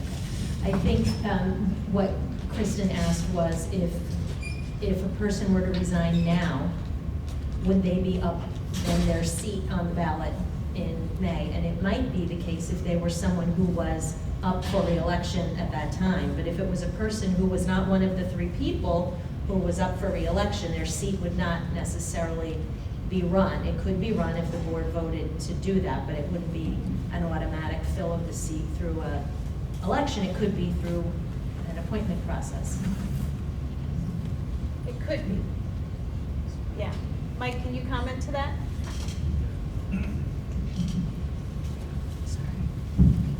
If there were a resignation prior to the election, the seat would be filled at the election.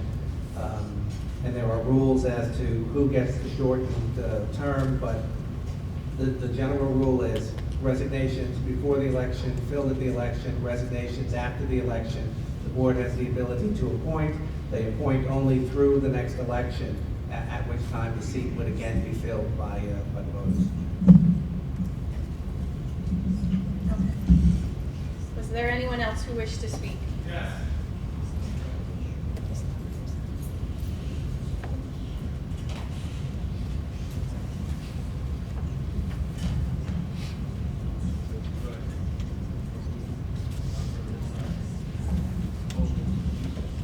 Hugo Zate, Beacon teacher, math teacher, 12 years at the high school, now at the middle school. I was one of the 27 teachers that was transferred. I'm sure you guys remember me from last, I think it was July when I spoke. In retrospect, now looking back, I mean, 5-6 months ago, I did not want to move. I mean, our district was in shambles from a teacher morale standpoint, and I mean, I spoke because I didn't want to go. I mean, there was several reasons, I'm not going to get into that now. But my fire as a teacher has been relit this year. And a lot of that has to do with our new morale has been boosted, and a lot of that is because of our new union leadership, Mr. Burns. All right? Greg Johnson's been a good friend, great teacher, great role model for us, and he does a lot for the kids. And I mean, seeing that every day has really invigorated me. I'm actually happy where I am now. All right, do I think I belong there? A different issue, but we're not going to talk about that. But the morale is better than ever. He has a lot to do with it. I also want to go on record and thank Anne-Marie Cordero. You've been fantastic. Thank you so much. You've been great. And I'm not going to speak about anything, you know, these personal things really, but can we just move on? Please just move on. And I mean, can we stop digging stuff up from like 2008 or whatever? I mean, seriously, like, just move on. We're supposed to be adults here. Let's focus on the kids. But I want to thank everyone here for their time. And I just want to say, like, it's a happy place now. It's fun to work with these administrators, these teachers now. We are in a good spot. We see light. We are heading in the right direction. And if anyone writes to Beacon Free Press, make sure you mention why you don't sub anymore. I still don't want to. I got information from 2011. All right. We know that's not okay. All right, I believe that we've exhausted our hour. There wasn't anyone else that wished to speak? Huh? There's like a minute or two? Huh? Okay. Our superintendent's report, please. I have a couple quick things. On the agenda tonight, you will see a motion to approve several contracts. We are happily spending the rest of our $12 million capital project, the capital project that will never end. But we are excited because the projects include some additional well-needed security cameras on the exterior of the buildings. A few years ago, we worked very hard on the inside, but didn't really have enough money to do the outside, and are finding that that is definitely a need. So we are going to work on that. That work will start prior to the summer. So you might see some people running wires in the buildings after hours. The biggest part of the project will be a full kitchen renovation to Rombout Middle School. It will be new appliances in the cafeteria. It will be a new, the expansion of the entrance. We've worked very hard with the administration at the middle school to see what works well with the flow of the students coming in and out. So we're very excited about that. That will start immediately after school ends, just so everyone in the community knows that there is asbestos flooring that has to be removed. And as you know, there has to be a notice. So you'll see a notice prior to the end of school, but nothing will happen until after school is over. So I just want you to be aware the board's going to vote on the project, on the contracts. We went out to bid recently as well. So just a general reminder, tomorrow is Wednesday is a shortened day. I sent a robocall out earlier today, so I hope everybody received that. But if not, there is some information on the website, but I just want to alert the parents it is a professional development shortened day for the teachers. And I think someone mentioned from the public as well that we're having a vision team forum tomorrow, the 28th at Beacon High School. We had asked people to RSVP, so thank you for those who have done so. We have about 22 to 25 people that have RSVP'd so far. So we have reserved the community room because we felt that this is a little too large. But you are still able to RSVP, so if you can call central office if you have forgotten about it and you still want to come. If we need to change the venue to here, we will. It's from 7 to 8:30. This will not be the first meeting. This is the first meeting, will not be the only meeting. I know I have received some information from people who can't make it. We will put the PowerPoint on that we're going to talk about tomorrow. A lot of it is group work, so we'll try to communicate that via the website for those who can't make it. And I think that's it. Thank you. Do we have any board comments tonight?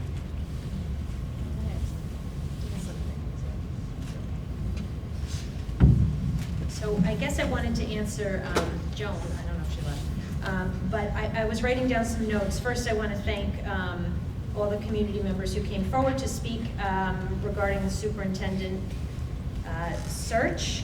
So one thing that I was thinking about that I'd like to see is a superintendent with some experience in developing a 5-year or a 7-year strategic plan for the district, so then each year progressing. There would be a plan in place that was leading to longer term goals. I think that would need to be developed with the whole school community. So, you know, teachers, administrators, students, parents, as well as many people said bringing in the community, having some representatives who maybe don't have students in the school or work in the school, but, you know, have a stake in the success of the school district. I was interested to hear, I think it was Mr. Wolf who mentioned a headhunter versus a search firm. I'm not too familiar with headhunters, but I will say that over the years I have always supported a professional search firm, so I continue to feel that way, that a professional, not a BOCES search firm is my personal opinion. Obviously I don't speak for the board, I speak for myself. I also, one of the things that I had always hoped to see in Beacon was the schools as a community hub where people who move to the community who maybe knew or may not know other parents or families could find information about how to be a member of the community, recreation events, Girl Scout, Boy Scout events, etc. There's so much going on in Beacon, but I think it would be nice if the school could be a place where people could come together to share that information. So those are just two thoughts I had. I also wanted to, but I'll put this on during new business, but I wanted to propose another segment of time allotted because I think people thought they were only supposed to speak about characteristics of a superintendent. Some people started talking about the search process. I personally would like to hear more. That's my opinion. There was a policy meeting on Tuesday, April 19th. So tonight on the agenda, we'll be doing the second reading and approval of our policy on homeschool students and their access or, you know, what pieces of the school district they're permitted to have access to. We'll be doing the first read of two policies.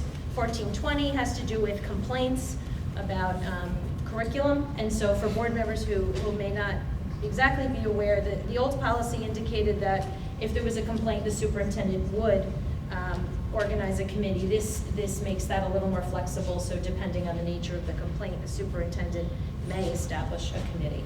That was one of the only changes, and some wording that was removed. The other policy you'll be voting on the first read will be policy 1500, the public use of school facilities. So when someone in the community wants to use buildings, grounds, et cetera, they're required to follow this policy. A few changes, not too many. More changes, I think, Anne Marie mentioned would be in the regulation that comes out. One thing we brought up was that some community members are not aware of how many local groups do use our facilities. So Anne Marie had mentioned that moving forward, at some point, we'd get that information on the website so people can see what groups use the facility. Our next meeting will be on Monday, May 16th. That's a meeting that was not originally on our schedule. It's been added. It will be 7 p.m. at the board office. It would be great to see some people there to listen in.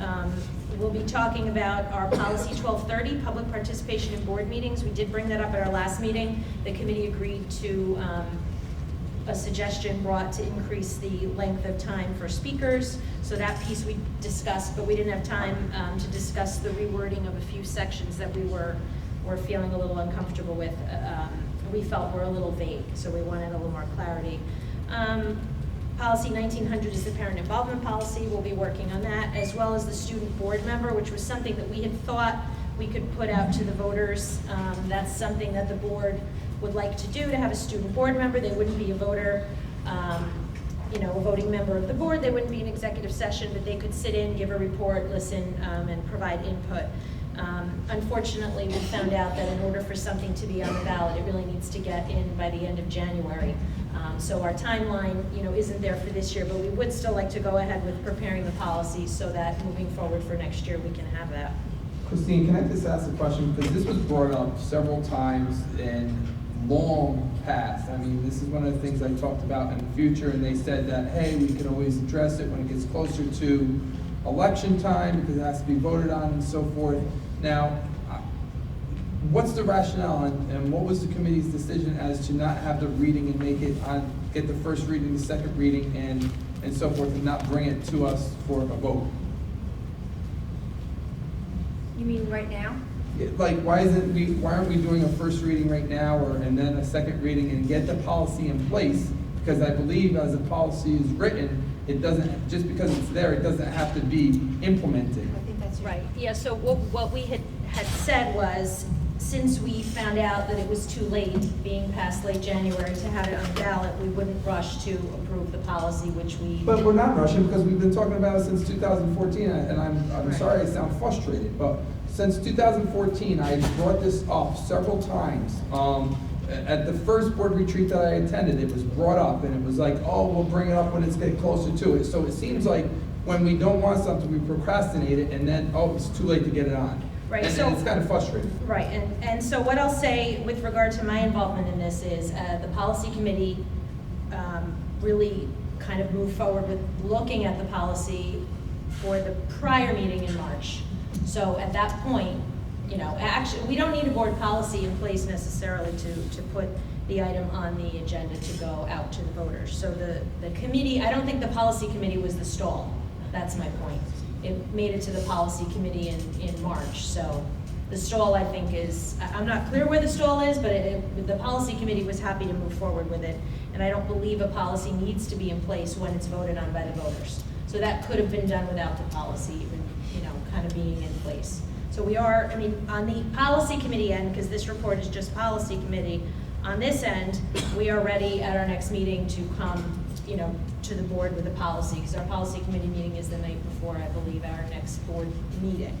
So if, in other words, we didn't rush it because we knew it wasn't going to make it on this time. That's the policy committee piece. I hear what you're saying. It was brought up in the past, but that was an issue that the board didn't move forward on as a board.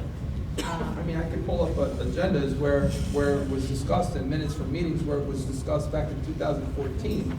And it was like, oh, we have to act upon this. We should wait until it gets closer to election because that's when it would be appropriate to be put on and so forth. And now I'm being told, oh, it's closer. All right, let's do this. And oh, wait, it's too late. Well, it's too late for it to make it on the ballot.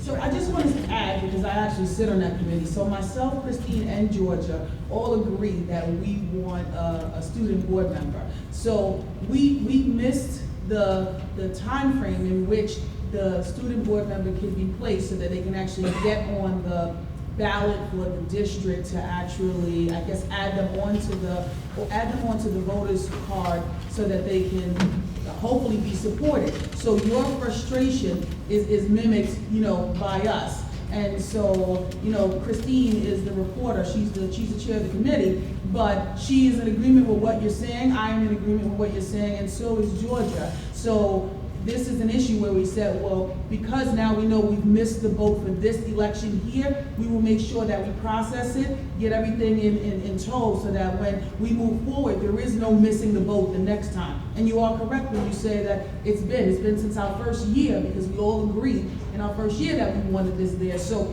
we sing your same song. So there is no stalling on the part of the committee to get the ball rolling in this area. It just so happens that we missed the deadline, and it would be I think it's costly to actually try to add it on now to the ballot, or it can't be added onto the ballot, right, Anne Marie? Is there something to that? Well, can I clarify one point, Kenya, as well? It's not the function of the policy committee to put an item on an agenda to be on a ballot. It's the function of the policy committee to write policy. So I just want to correct that piece. If an item is going to be put on the big ballot, that would come from the full board, not from the policy committee. And the policy is not required for us as a board to make that vote to put that on there. So.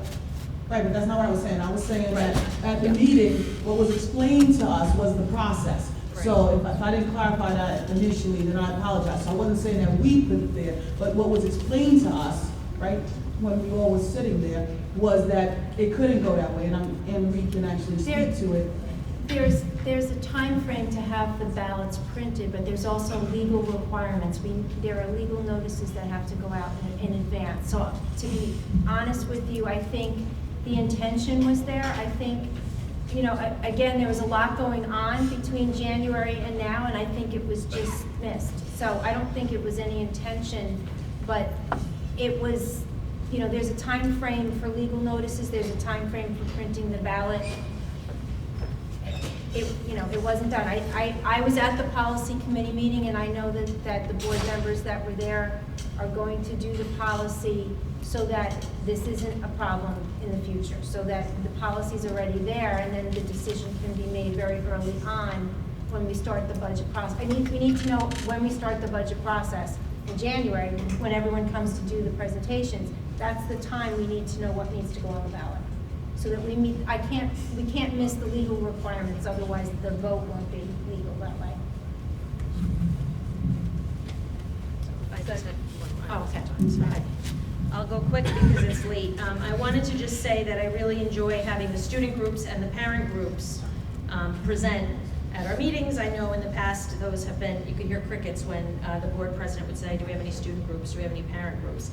I would ask, and I will bring this up in new business, if teacher groups can be added, because I really would have liked to hear from that group of teachers who wanted to share their event at the beginning. I think they're a part of our school community, so if there could be parent groups, teacher groups, student groups, I will bring that up later. On the same topic, May 2nd through 6th is Teacher Appreciation Week. I know that all the PTAs are doing different events in their buildings. If you can donate, if you can come and help, or if you can even have your child make a card for their teacher, I'm sure all of our teachers would appreciate that. I received word from Mark Price that over 238 families have filled out the survey regarding the after-school program, which is being discussed by the school district, the city council. I'm on the recreation committee, and Mark asked if anyone's interested in coming to the workshop on May 9th to show their support for the city council. The city council is just looking at the feasibility of the program with regard to the amount of money they need to put out.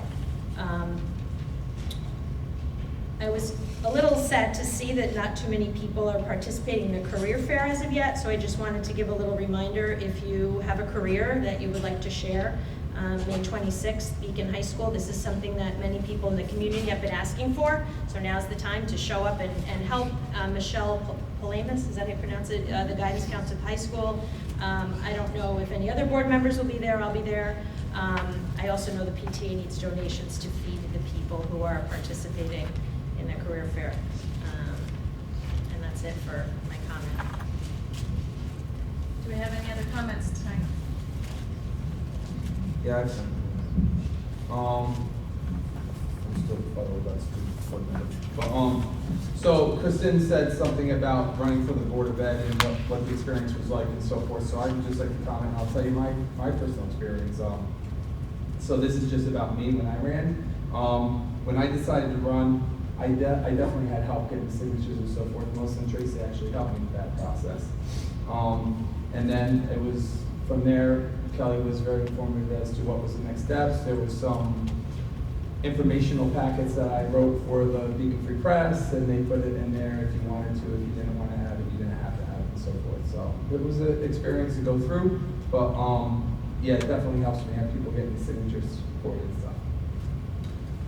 The other things I think are for new business, so I'll defer to that. Any other comments?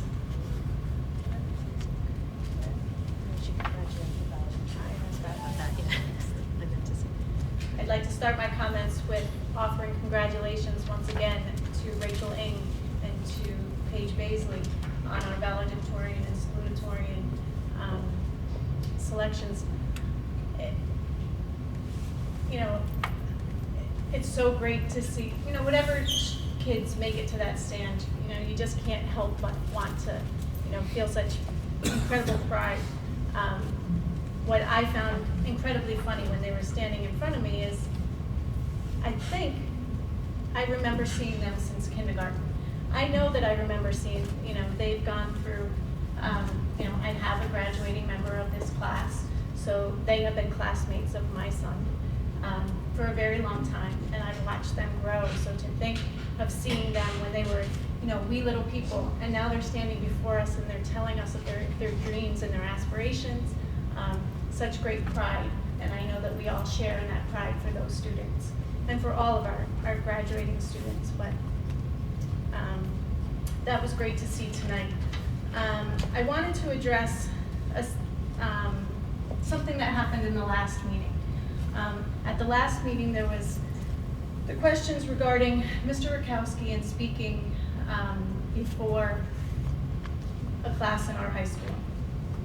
And I did indicate it was an incident for whatever reason I chose that term. But I'd like to give you a little idea of what I was told regarding that situation. I was asked to look into it due to the fact that there is a regulation regarding campaigning on student property, on district property. And the fact that Mr. Rakowski gave his presentation that indicated that he was running for the Board of Education on the slides, there's members of the board who felt that perhaps he had violated the regulation of campaigning on school grounds. So as members of NYSBA and paying our dues, I made a call to the legal department at the New York State School Boards Association and asked for their guidance. What they told me was that it was a poor choice by both the teacher and the administrator. And I didn't go further into that comment last time, but today I would like to, just because it was questioned why it would be a poor choice. What I was told is that districts are not permitted to give special help or to give preference to a candidate running for the election. So, but to allow one candidate to come and speak before potential voters in our building gave him a leg up, as the way they described it to me. And that should Mr. Rakowski be elected over another member that's running in the election, that they could have the complaint that we gave him an opportunity that we didn't afford to all candidates running for the Board of Education. And that's why they described it to me as a poor choice to allow that to happen. And I just wanted to clear as to why I use those terms. I use those terms because those were the terms that were given to me, and that was the explanation that was given to me. The regulation regarding campaigning on school property is only a regulation for the day of the vote. So on the day of the vote, a candidate for the Board of Education cannot stand before the school where people are coming in to vote and say, hey, vote for me. They can't, that's not permitted. But in the other instance, there wasn't a wrongdoing on the part of Mr. Rakowski. But on the district, allowing him an opportunity that wasn't allowed to others was, and this was words of poor choice. Melissa, just to go back to that, has anybody been disallowed to come in and present if they chose? Since the Board of Education is not involved in approving who speaks to classes, I could not answer that question. Anne-Marie? No, not to my knowledge, no. I'm just asking if they were aware that if anyone was not allowed.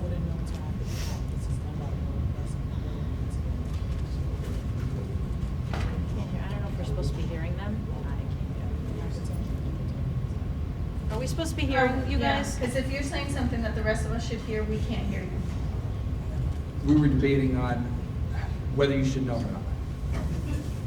Whether I should know? No, if Anne-Marie would Anne-Marie know should. or something, and we were saying that it was the building level, and I said, well, they would know if someone was denied because it probably would have came to Anne-Marie's level. So it was just a question as to, was someone aware if it was denied or not, that's all. But I think as far as approving speakers, there's no way that Anne-Marie or any superintendent could field that as, you No, know, I agree, I was just. you know, it's a great opportunity to have speakers come and speak to the classes, you know, specifically on topics as that. Okay. Do we have any new business tonight? I have one. I know Anthony said he. I do. Okay. So there is an issue related to the guidance office at the guidance department at the high school. And in support of them, I just would like to understand what they are requesting. I was fortunate enough to be here when there was an additional guidance counselor at the high school who served many, many roles, including a very big role in helping with the scholarships that came into the school and working with the community. And so if that team now is without that member and there's an influx in the expectation and the desires of the guidance department at the high school to give more to the students, I want to know how we can support them in their request. Kenya, the plan is to have a meeting with the guidance department, so the guidance department did send the email out. I know they sent a letter, the same letter to the board, so I appreciate your question. But we have not met with them to really kind of really dig into what their questions are or what they need help with, potentially need help with. Part of that meeting, I'd like to get some information from other districts to see what their caseload is compared to the caseload of the guidance counselors here, to give us a better perspective. But within the next week or two, we will be meeting with the guidance department to hear what their concerns are, okay? So I can give you more information. We have not met with them yet. But will it be timely to make a change to the budget, to incur a cost, to help the guidance department? If that conversation lends itself to that they do need assistance, will that leave us enough time to make those changes in the budget? Well, the total budget has been voted on by the board, and that's the budget that we're going to ask the community to vote on. The allocation between the budget codes, we have a little bit of time to move back and forth if there's a need. So we will have the meeting in a timely manner, and I can bring the information forward. But the total staffing, when I did the budget presentation last time, it was about the staffing level to remain the same, so we'd have to change some things around. If the need came up. But the total number of the budget would not change. It's too late for that now that we've adopted. Right. So, I'm sorry. Go ahead. So what if they're not really requesting a person, if they're requesting a system? Because here is where my concern is. There's a direct link to the students that will now be venturing out into the world, colleges, and there's a lot of preparation that goes into that, and it has to flow properly. And these things, this issue to me directly impacts our students. And I'm not comfortable putting it on the back burner, like waiting anymore.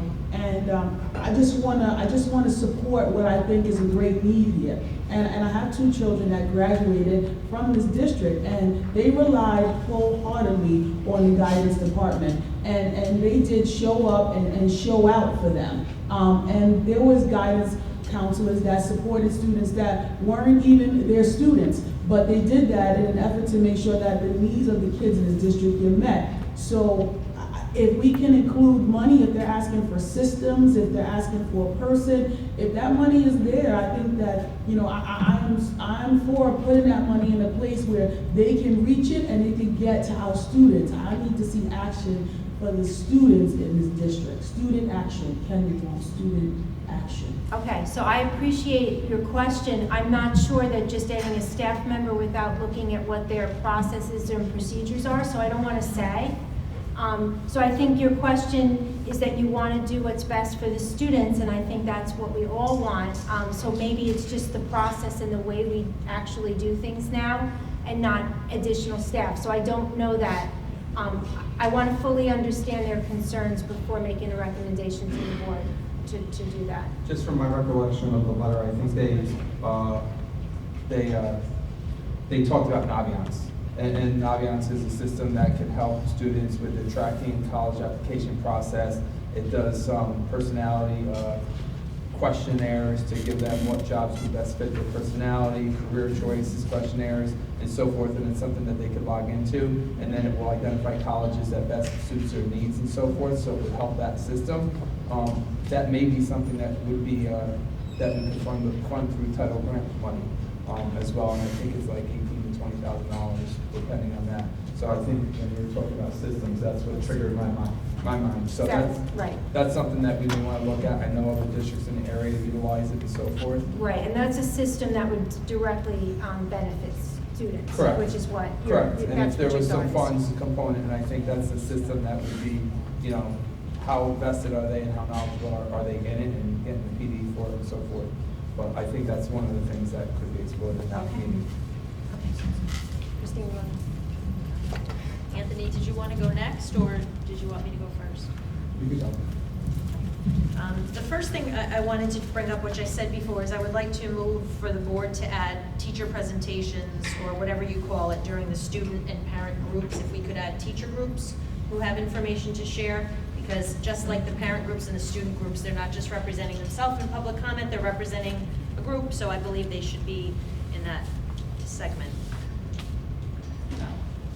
I said I move that we add, and I said, oh, okay. You heard me. Okay, So we need to vote then? well, I moved and he seconded, but I have to move to add an item to the agenda. Do I have to? What's the motion? I'd like to add an item to the agenda. Second. Bill's saying that we don't need to do that, because I can, as president of the board, add items to the agenda or modify the agenda. And since this is We're not just. adding those. You want to change the format of the agenda, right? Right, like we did new business, so Right. now it's there all the time, so I want to have teachers under the, Yes. And we can. if people are in agreement, so. Okay. Did you have another new business? I do. The other thing, the next thing I wanted to say is I would like to, maybe we need to have a discussion at a future time. I would propose that unless it's prohibited by law, which I know there is one case where it is, if we use employee ID numbers as opposed to names. This is a topic that's come up before. I know like a lot of people were talking about what's done in other districts. Many districts do that. It allows the board to look at the particular item as an item, not as a particular person, which I think can be helpful. And obviously, those things can always be foiled. And it's a discussion topic that I'd like to have a discussion on moving forward. It might not be my full opinion, but I'd like to hear what people think. The other item I wanted to bring up, and it just struck me to connect it to an article I recently read in the Poughkeepsie Journal about boards spending money. So you never want to be the one to spend the most, but you don't want to be the one to spend the least either, right? So I would propose that our board do a professional development opportunity. There's a film out, it was at the Sundance Film Festival in 2015. It's called Most Likely to Succeed. It's based on the work of Tony Wagner, Ted Dintersmith. It's about preparing kids for the innovative era. So it's about project-based learning, and it's a great film. It's 90 minutes. We as a district, or we as a board, could host a screening. We could pay for it, so it could be our professional development, but we could open it to the community, and we could have everyone join us to watch this film. So I have a trailer, which I can forward to people if you would like to see it for yourself. There's a website. It's MLTS, standing for Most Likely to Succeed, mltsfilm.org, and you can watch the trailer. Many school districts and libraries and different locations throughout the country are showing this movie. I think it's very positive. I've watched it. So I would like us to explore that. I have all of the information, so I will forward it to everybody, and if people feel that it's a good use of board professional development money, I think it would be positive. So that Kelly knows how to record that motion that was moved and seconded, that motion's been withdrawn. Because it's not necessary. Right.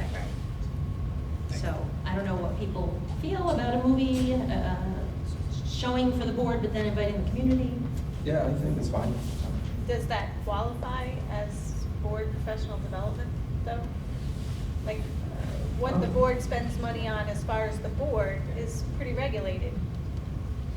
I'm not familiar with this. We'll have to look at the trail. Type of professional development. I mean, I think the board has broad discretion in deciding the nature of professional development. I'm just not familiar with this program.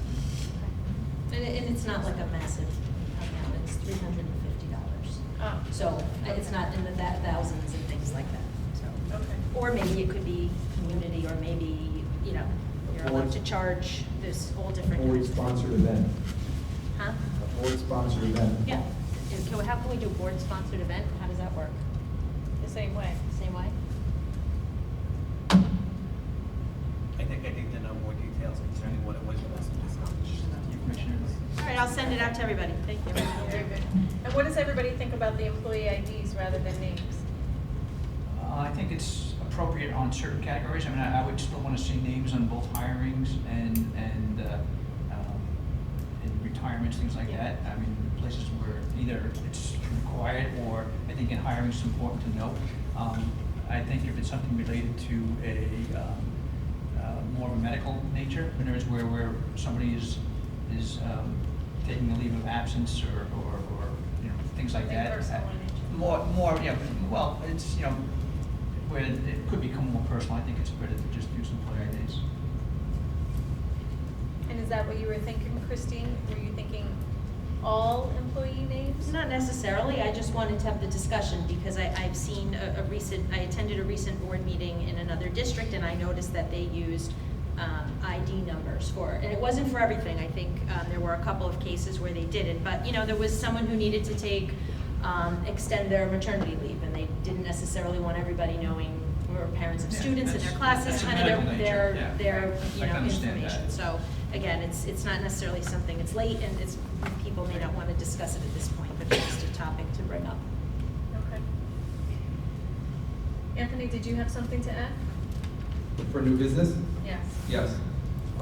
So we received the draft RFP at the last board meeting, and I was reviewing it. I thought we were going to discuss it tonight, so we could get it out and so forth. Is that incorrect? I had put in my report that I was looking for comments, if any, because I was ready to let it go. Okay, so I have some comments then. On the first page under paragraph introduction, the second paragraph, it needs to say pre-K through 12, not kindergarten through 12, because we do have pre-K programming, correct? Okay. On the second page, at the bottom, number 4, where it says New York State experience required, national experience beneficial. Should we add something in there about New York State experience and certification required? I don't know if it's an absolute necessary, but just to be clear and so forth.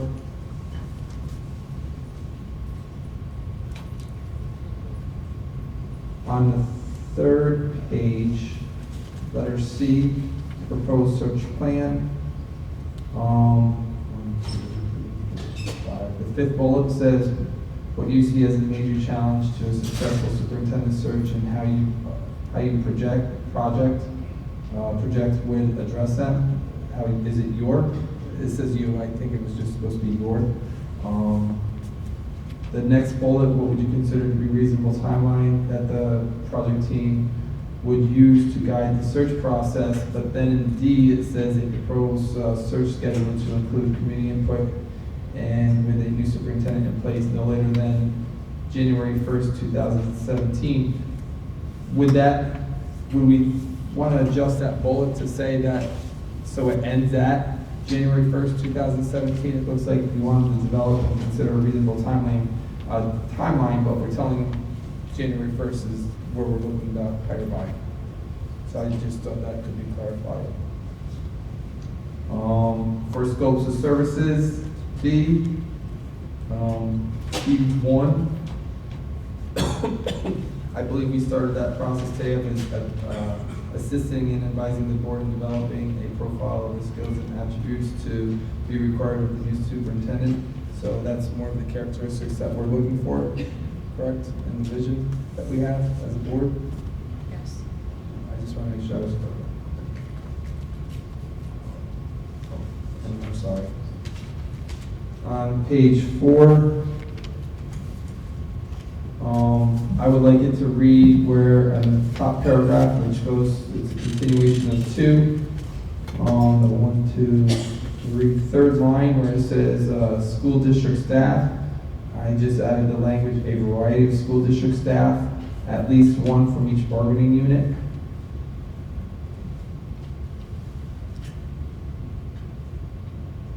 Because we had in there, by conducting interviews with and soliciting input from school board members, a variety of school district staff, at least one from each bargaining unit, community leaders, and the general public to develop the qualifications and criteria.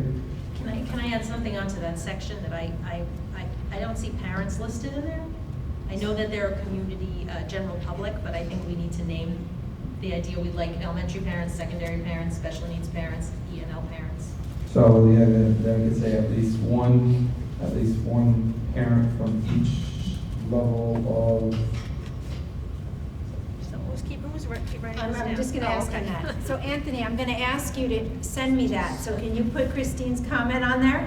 Sure. Since you have it all written out for me.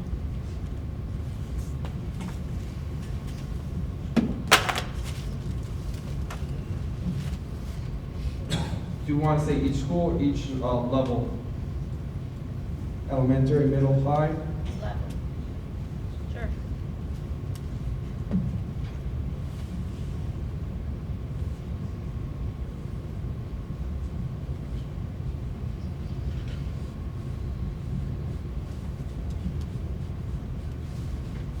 And that's it.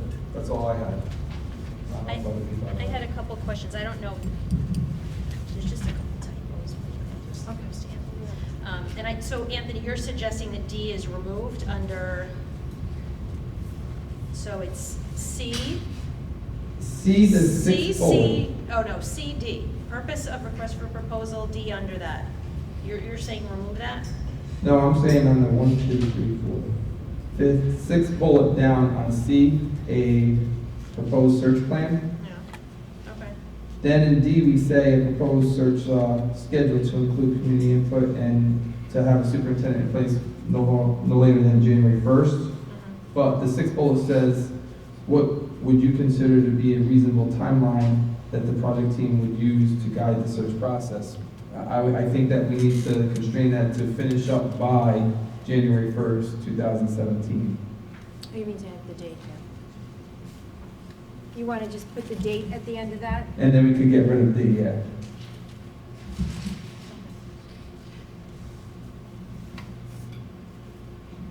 Oh, I thought you were saying remove D. I am. Yes. He's just saying that the. Take no Add later the than date of January here. 1st, 2017, and move it up to that bullet. Okay, I don't remember that date, but, okay. So the timeline for the search, then at the end, it says the timeline for the search is 4 to 6 months. So if the RFP, what is it, the end of April? So the RFP goes out when? Say the middle of May. And how long does it take to get back all the proposals? You give at least 3 to 4 weeks. Okay, so we get them back in June at some point. And then they have to be reviewed, right? And one has to be decided, so how long does that usually take? Well, I don't think there's anything wrong with giving them an expectation. I mean, you know, the But I'm search saying, firm we will might not guide even us. hire the firm till August, Well, and then we're giving them only till January to, I'm just saying. Well, I think it's, we're just giving them an expectation that we'd like to have the search done by January. I think if the search firm comes back and says, well, you didn't hire us until August, there's absolutely no way it's gonna happen in that timeframe. We're gonna be looking to the search firm for their experience and how long they think it takes to do a reasonable search. Or maybe we just let them tell us the end date, but say that we would like it January 1st. but Yeah, I mean, I think- instead of saying no If later. possible. Like a yeah, goal of if January possible. 1st, Yeah, but yeah. if it's, you know. Yeah. And then the timeline for the search is 4 to 6 months. I mean, does that have to be there? That just doesn't seem to go along with all these other dates we have. January 1st, 4 to 6 months. That was my only thought. And I'll send I had a couple just grammar things that I wanted fixed. So Anthony, you can send me that, right? You can scan and send me. Absolutely. Okay, You and thank Maureen, you. absolutely. Thank you. The other part of new business that I want to discuss is, we have had a board member that has been, not showing up, and we hear that it's an excused absence. I can't tell you what the excuse is for him not being here, and I don't know how we're going to address it, or I feel like we're not addressing it. Like, there needs to be conversation as to what we're going to do, what's the plan, what are our options and so forth. I'm just inquiring, I don't know. I don't even know why he was excused. Like, Tonight, he was not excused. He was excused for that period of time. He had a family matter that needed his attention. And for that, I excused his for absence. what period of time? Like, I can't even tell. Like, I know the first time that he was absent, the second time, and maybe the third time, then it was brought to the attention that, we inquired about, and there was hey, he's had a family emergency, and then he showed up. Right, and my assumption was that he was back. And he did miss a meeting, I want to say the last meeting. Last Because- two. But he contacted. No, he missed one, because I wasn't. He lost these last two. Well, he missed, the last one, he contacted me. He had a payroll that was deliverable that night, and, I'm familiar with the work that he does, so I know that there's times where he cannot leave. And that was his reasoning behind that. He did not contact me in any way tonight, which was why the minutes will reflect that he's absent, not excused. So what happens if it continues to happen? I mean, what's our due diligence to make sure? Because as an elected official, I have not missed one board meeting. Because I said, you know what, if people are going to elect me to be here, I need to be here. I've come sick, I've left work early, and I've been here. And there are times when that extra person is needed. And like tonight, Frank didn't come, he was delayed, it was said delayed, he came to executive session, and then he left after it. I'm fine with it, he has stuff going on and so forth, but we need to announce that he was here. I mean, he did show up, and it wasn't said that he was here, and the attendance had said it was delayed, and it looks like he never came, but he did come for the executive session. So, I don't know how we accurately reflect it, but going back to Jose, what do we do? Like, what's the plan? Okay, he's missed the last 2 times, and so if it's excused, isn't it the responsibility if you're an elected official to be present? And what is a significant amount of time, and when should the other board members look to act upon doing something? And I'm inquiring, I don't know. I haven't been through it before. I know that in the past, there were other board members through other terms that weren't here, And that didn't show up, and I don't know how that got resolved and so forth. I don't know if it just went to when they were elected or what. So I'm asking. There was one I was aware of who ended up just not being there for the rest of the term. When her term was up, then her seat came up, but she was out for, I want to say more than 6 months, I would say. But she had a medical situation as well of her own. So But can't even the board member that I spoke of earlier, that we ended up replacing, he was absent for quite some time, and the belief was that he was going to resign. We knew that he was intending to move, but he was absent quite a bit. That was many years ago. I couldn't tell you what year that was, but it was in the early stages of me being on the board. And then we followed the process once he did resign. That is a decision to be made by the board. But isn't there a policy that says if it's 3 absences in a row? I do not believe we have that policy. I think it's 1100 something, that there's a 1110, or there's a policy that if the board member is absent for 3 times, that we could fulfill that seat, and it could be someone appointed. It's a little more discretionary. It's I think a little more vague than that. I think it allows you to do what the board chooses to do based on the individual situation. I don't think it even limits it to 3. Like, I think it's more broad than that. Bill, are you looking that up? He's trying. It's 1100 something, I don't know, it's in the beginning.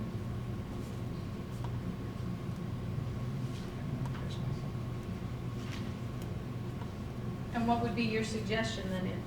Well, I think I need to know all the options before I make a suggestion. I know that, you know what, it's gonna be said that, oh, the election coming up, let's see what happens with the election, and then go forth with it. But if it's, I say let's address it. If he hasn't been here, let's appoint someone, or let's add it into the election as a 4th seat that's gonna be there for a year.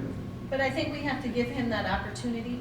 Give him an opportunity. I think we have to give 8 him months? that. Just here. He was just here. 2 times. He was just But he here. was here. He And was I think he excused speaks and then he was for, here. a large group of people within our community. I think, our board sits before a very diverse community, and our board needs to reflect that, and I think he provides a vital piece in that. I don't know what that has to do with attending board meetings, Melissa. But I'm saying we need to give him the opportunity. If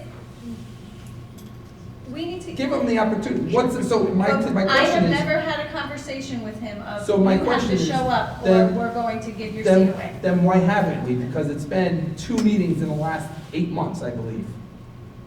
Maybe 6 months. Let's go on But to he 6 had a times. family emergency, and Okay, we so all when know he knew that that he family had. situations can happen. Absolutely. That require someone to miss a meeting. So, but it was it stated that he was gonna be out long-term when he had a family emergency, or was it like 1 meeting? No, he didn't know when he was going to be able to return at that time, and he expected that he would be back before the first of the year. That was how it was Okay, related. so now it's January, February, March, April, 4 months later, and he's coming 2 times. And maybe it's a question for Mike, because I don't think we can remove a legally elected official. Mike, can you give us some guidance Yeah, on that? I'm looking for your policy now. But, I mean, by law, can we remove a legally elected official? If they're not filling their responsibilities. So it's 1240, policy 1240, board members. Oh, do you want me to read it? Yes, Christine has the policy. Board members may resign, alternatively, hold on. I'm finding the section. The beginning is about resignations. Okay. It shall be the duty of each member of the Board of Education to attend all meetings of the board, and if any member shall refuse to attend 3 consecutive meetings of the board after having been regularly notified and a satisfactory cause for each non-attendance is not shown, the board may proceed to declare the office vacant. A board member may be removed from office by the Commissioner of Education for willful violation, neglect of duty, misconduct. This talks about misconduct. The district is not obligated to fill a vacancy on the board which occurs due to a death, resignation, removal from office, or refusal to serve. So I guess you don't have to. However, the board may fill the vacancy by appointment for a term ending with the next annual election. If the board chooses to fill the vacancy by appointment, the appointment requires a majority vote of the remaining members of the board. The board may instead call a special election within 90 days to fill the unexpired term. If not so filled, the district superintendent of the supervisory district may appoint a competent person to fill the vacancy until the next annual election. And then, But that's not speaking to removing him. I'm not saying remove him, but I think there needs to be a conversation with him as to when is your plan to return? And if not, can you give us a time? He was excused, and he was just here. That was a month ago. No, it was like the meeting before last. Look It it up. was two meetings ago. I don't think so. He wasn't at the last meeting, and obviously he's not here tonight, but he was at the meeting, I believe, the meeting just before that. Right. But at the last meeting, he contacted me just before, and I know he had a deliverable that he had to stay at work. And I excused him for the meeting, from the meeting for that reason. I did not hear from him tonight, and thus he's reflected as absent, not excused. So then my question is, what constitutes an excused absence? An excused absence is Just notifying you? notification. That's it, just notifying you. That counts as an excused absence. Yeah. Okay. We all have reasons that we must miss meetings, right? Okay. I mean, I've been a board member for 9 years, and if I've missed more than 6 in 9 years, that's a lot. I've come on my family's birthdays and anniversaries, and shoot, we had the board retreat on my own birthday, right? We made a commitment to this board, and we stand by it. And I believe that we all do, and I believe that he wishes to. But I do believe he had a family emergency that kept him from here. so could the board direct the board president to reach out to the board member to express our concerns and to say, look, if you're interested in staying, let us know and come, and if you're not, that's fine, but we'd like to move on from this point, just to have like some official. And I will have was a excused, and he was just here. He's only been absent one time. One time, Tracy. No, it was twice. He was absent for excused. 6 months. He before. was But he was excused. excused. At the last meeting. He's been absent without excuse one time, and it's right this meeting tonight. All of the other times, he was excused. So he let us know. But Correct. where I see Anthony's point is that there are situations where we either don't have enough people for a vote or different things like that, or even to discuss topics. It's nice to have, if there's a 9-member board for a reason, and it would be nice to have 9 people at the table. And I do agree, there are times work commitments and different things that come up that people can't be out for, but I just think maybe, my feeling is to reach out to him in an official capacity and say, look, the board is concerned, we would like for you to be here, what are your intentions? I mean, he has a whole nother year, it's not only till this election, it's a whole nother year after that, where decisions will be made about hiring a superintendent, so it would be nice to have everybody, 9 people to vote on that, not 8. All right, my third one is I would like to make a motion for the board to request for an RFP for competitive bids for our attorney. I think that is a good practice, as some people in the public stated out, and I don't think it would hurt. I think it's just good knowledge to have. So I think you have to move to add something to the agenda. I so move to add an item to the agenda. I second. So we're voting to add it? Yeah, Add we're it. voting to add an item to the agenda. All those in favor? Aye. Opposed? Opposed. Can I get a roll call, please?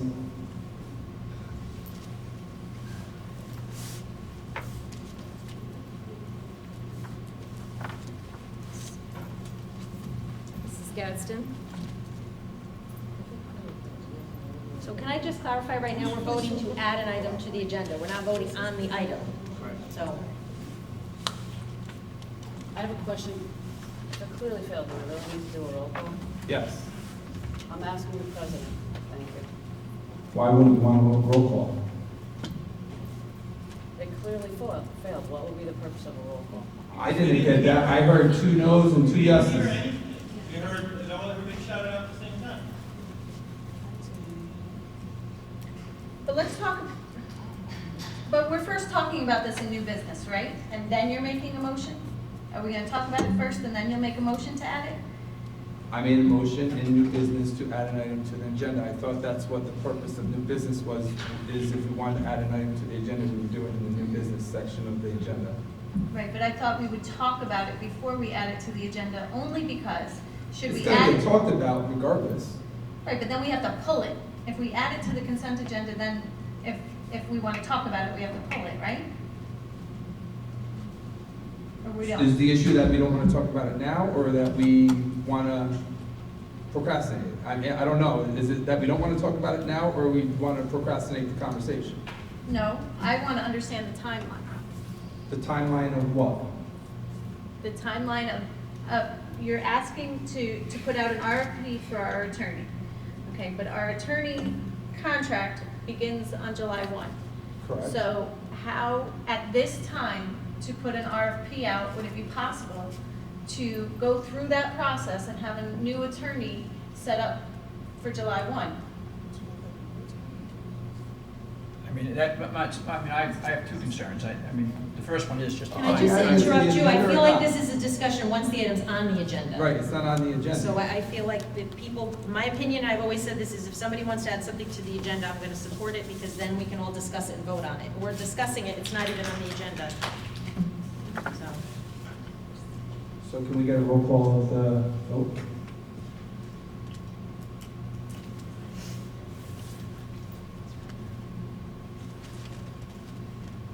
Go ahead. Do the roll call. Sure. Mrs. Antolik Everett. Opposed. Mrs. Gadsden. Mrs. Galbo. yes? Mr. Garnott is absent. Mr. Munoz, Ms. Patchen, Mr. White, I would like it added. Mr. Zoff, No. Mrs. Thompson. Well, at this point, it doesn't matter what my position is because we need 5 people either way. To add it to the agenda, we need 5 people. So regardless of where I stand, excuse me? That's where having the 9th board member would be nice. There are 3 people absent tonight.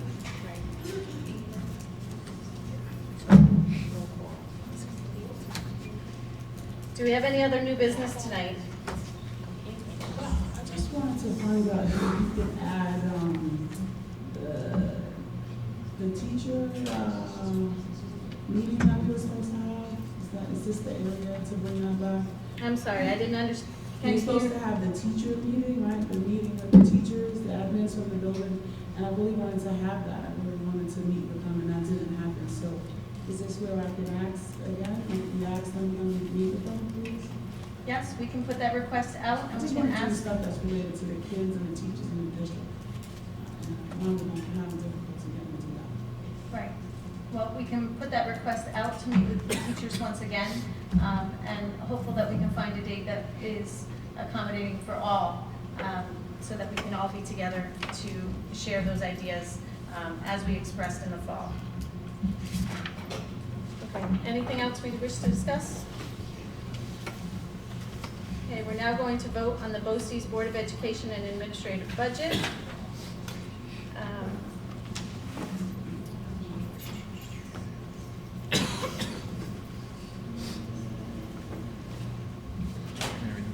Yes. Motion to vote on the BOCES Board of Education candidates Ralph Giamento and Ralph Cotes. Second?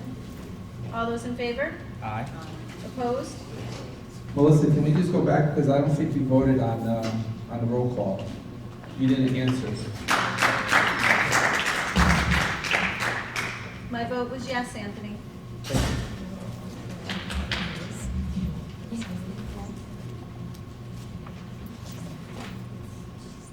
Okay. Did we just finish voting? Let's.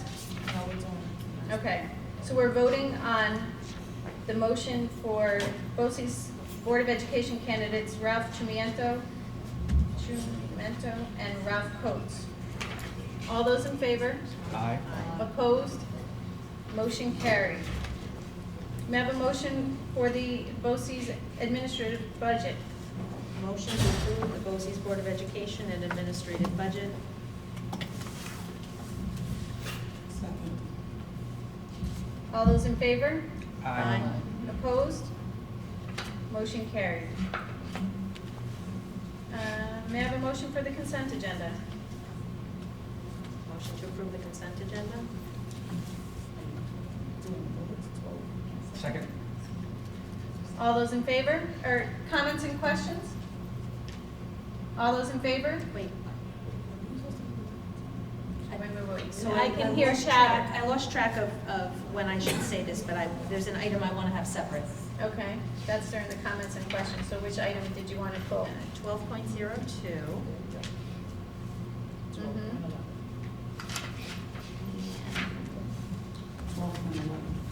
The previous minutes? Yeah. Okay. And 12.11.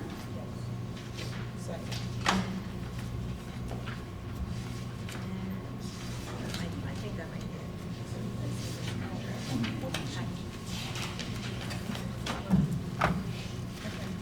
Were there any items, any other items someone wished to pull? I didn't hear what was being pulled. 12.02 and 12.11. Yeah, let's do 12.04.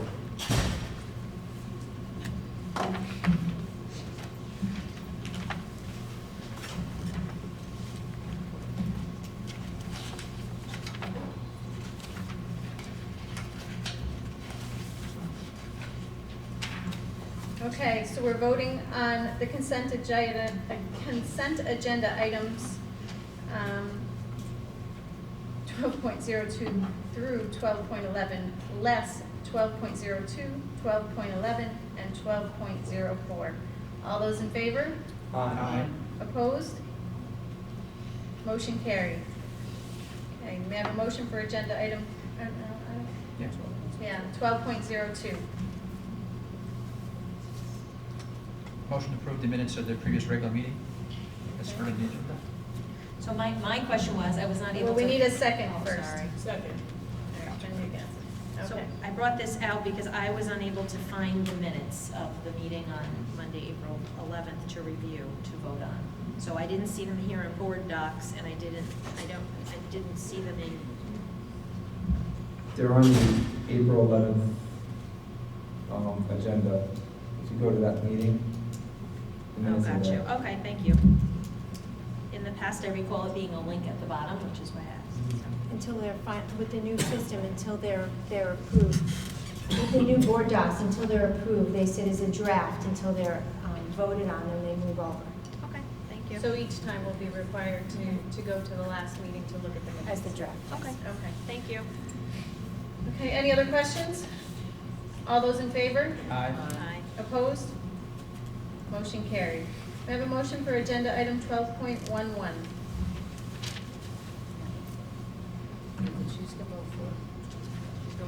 Christine, you pulled that. I did. Want to make a motion? No, because I was alone, so I'm not moving. All right. Bill, you want to make a motion for 12.11?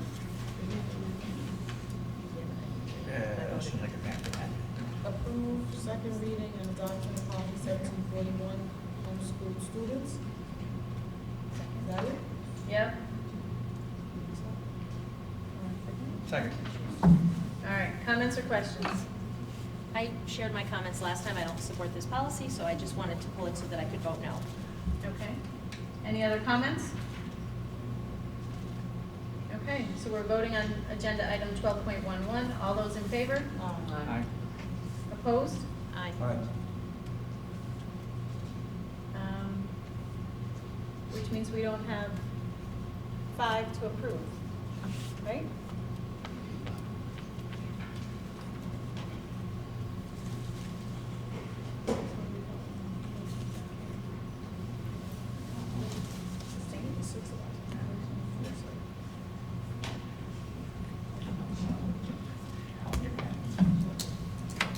Okay. All right, that motion failed. Okay, we have a motion for agenda item 12.04.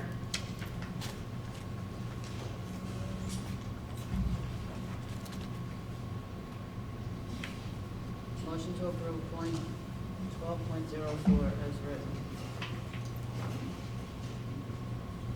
Do I have a second? Second. Comments or questions? Yes, I would just like, if Anne Marie could give us the difference between how It says in a paid FMLA and then FMLA, how that's working. Employees are allowed to apply for a family medical leave, FMLA, up to 12 weeks. If the paid portion is they're utilizing their accumulated sick time. Unpaid would mean that they don't have the accumulated sick time to use. Right. We're voting on agenda item 12.04. All those in favor? Aye. Opposed? Motion carried. May I have a motion for resolution 042616A?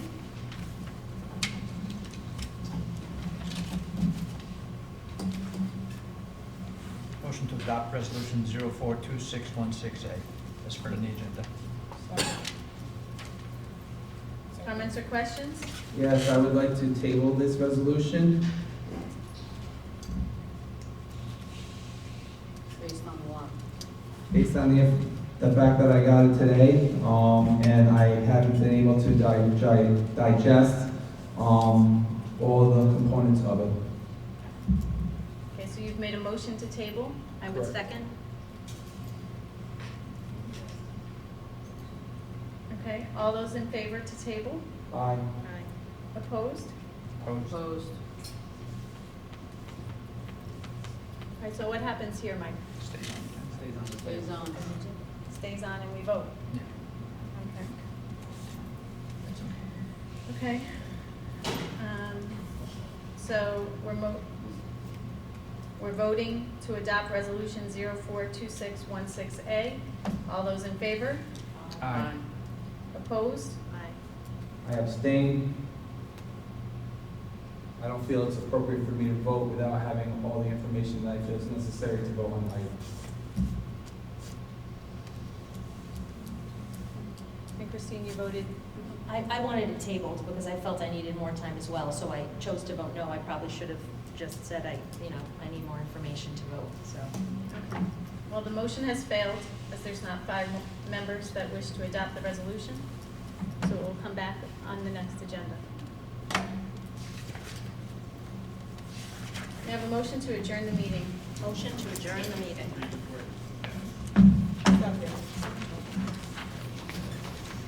All those in favor? Aye. Opposed? Motion carried. Thank you all for coming out.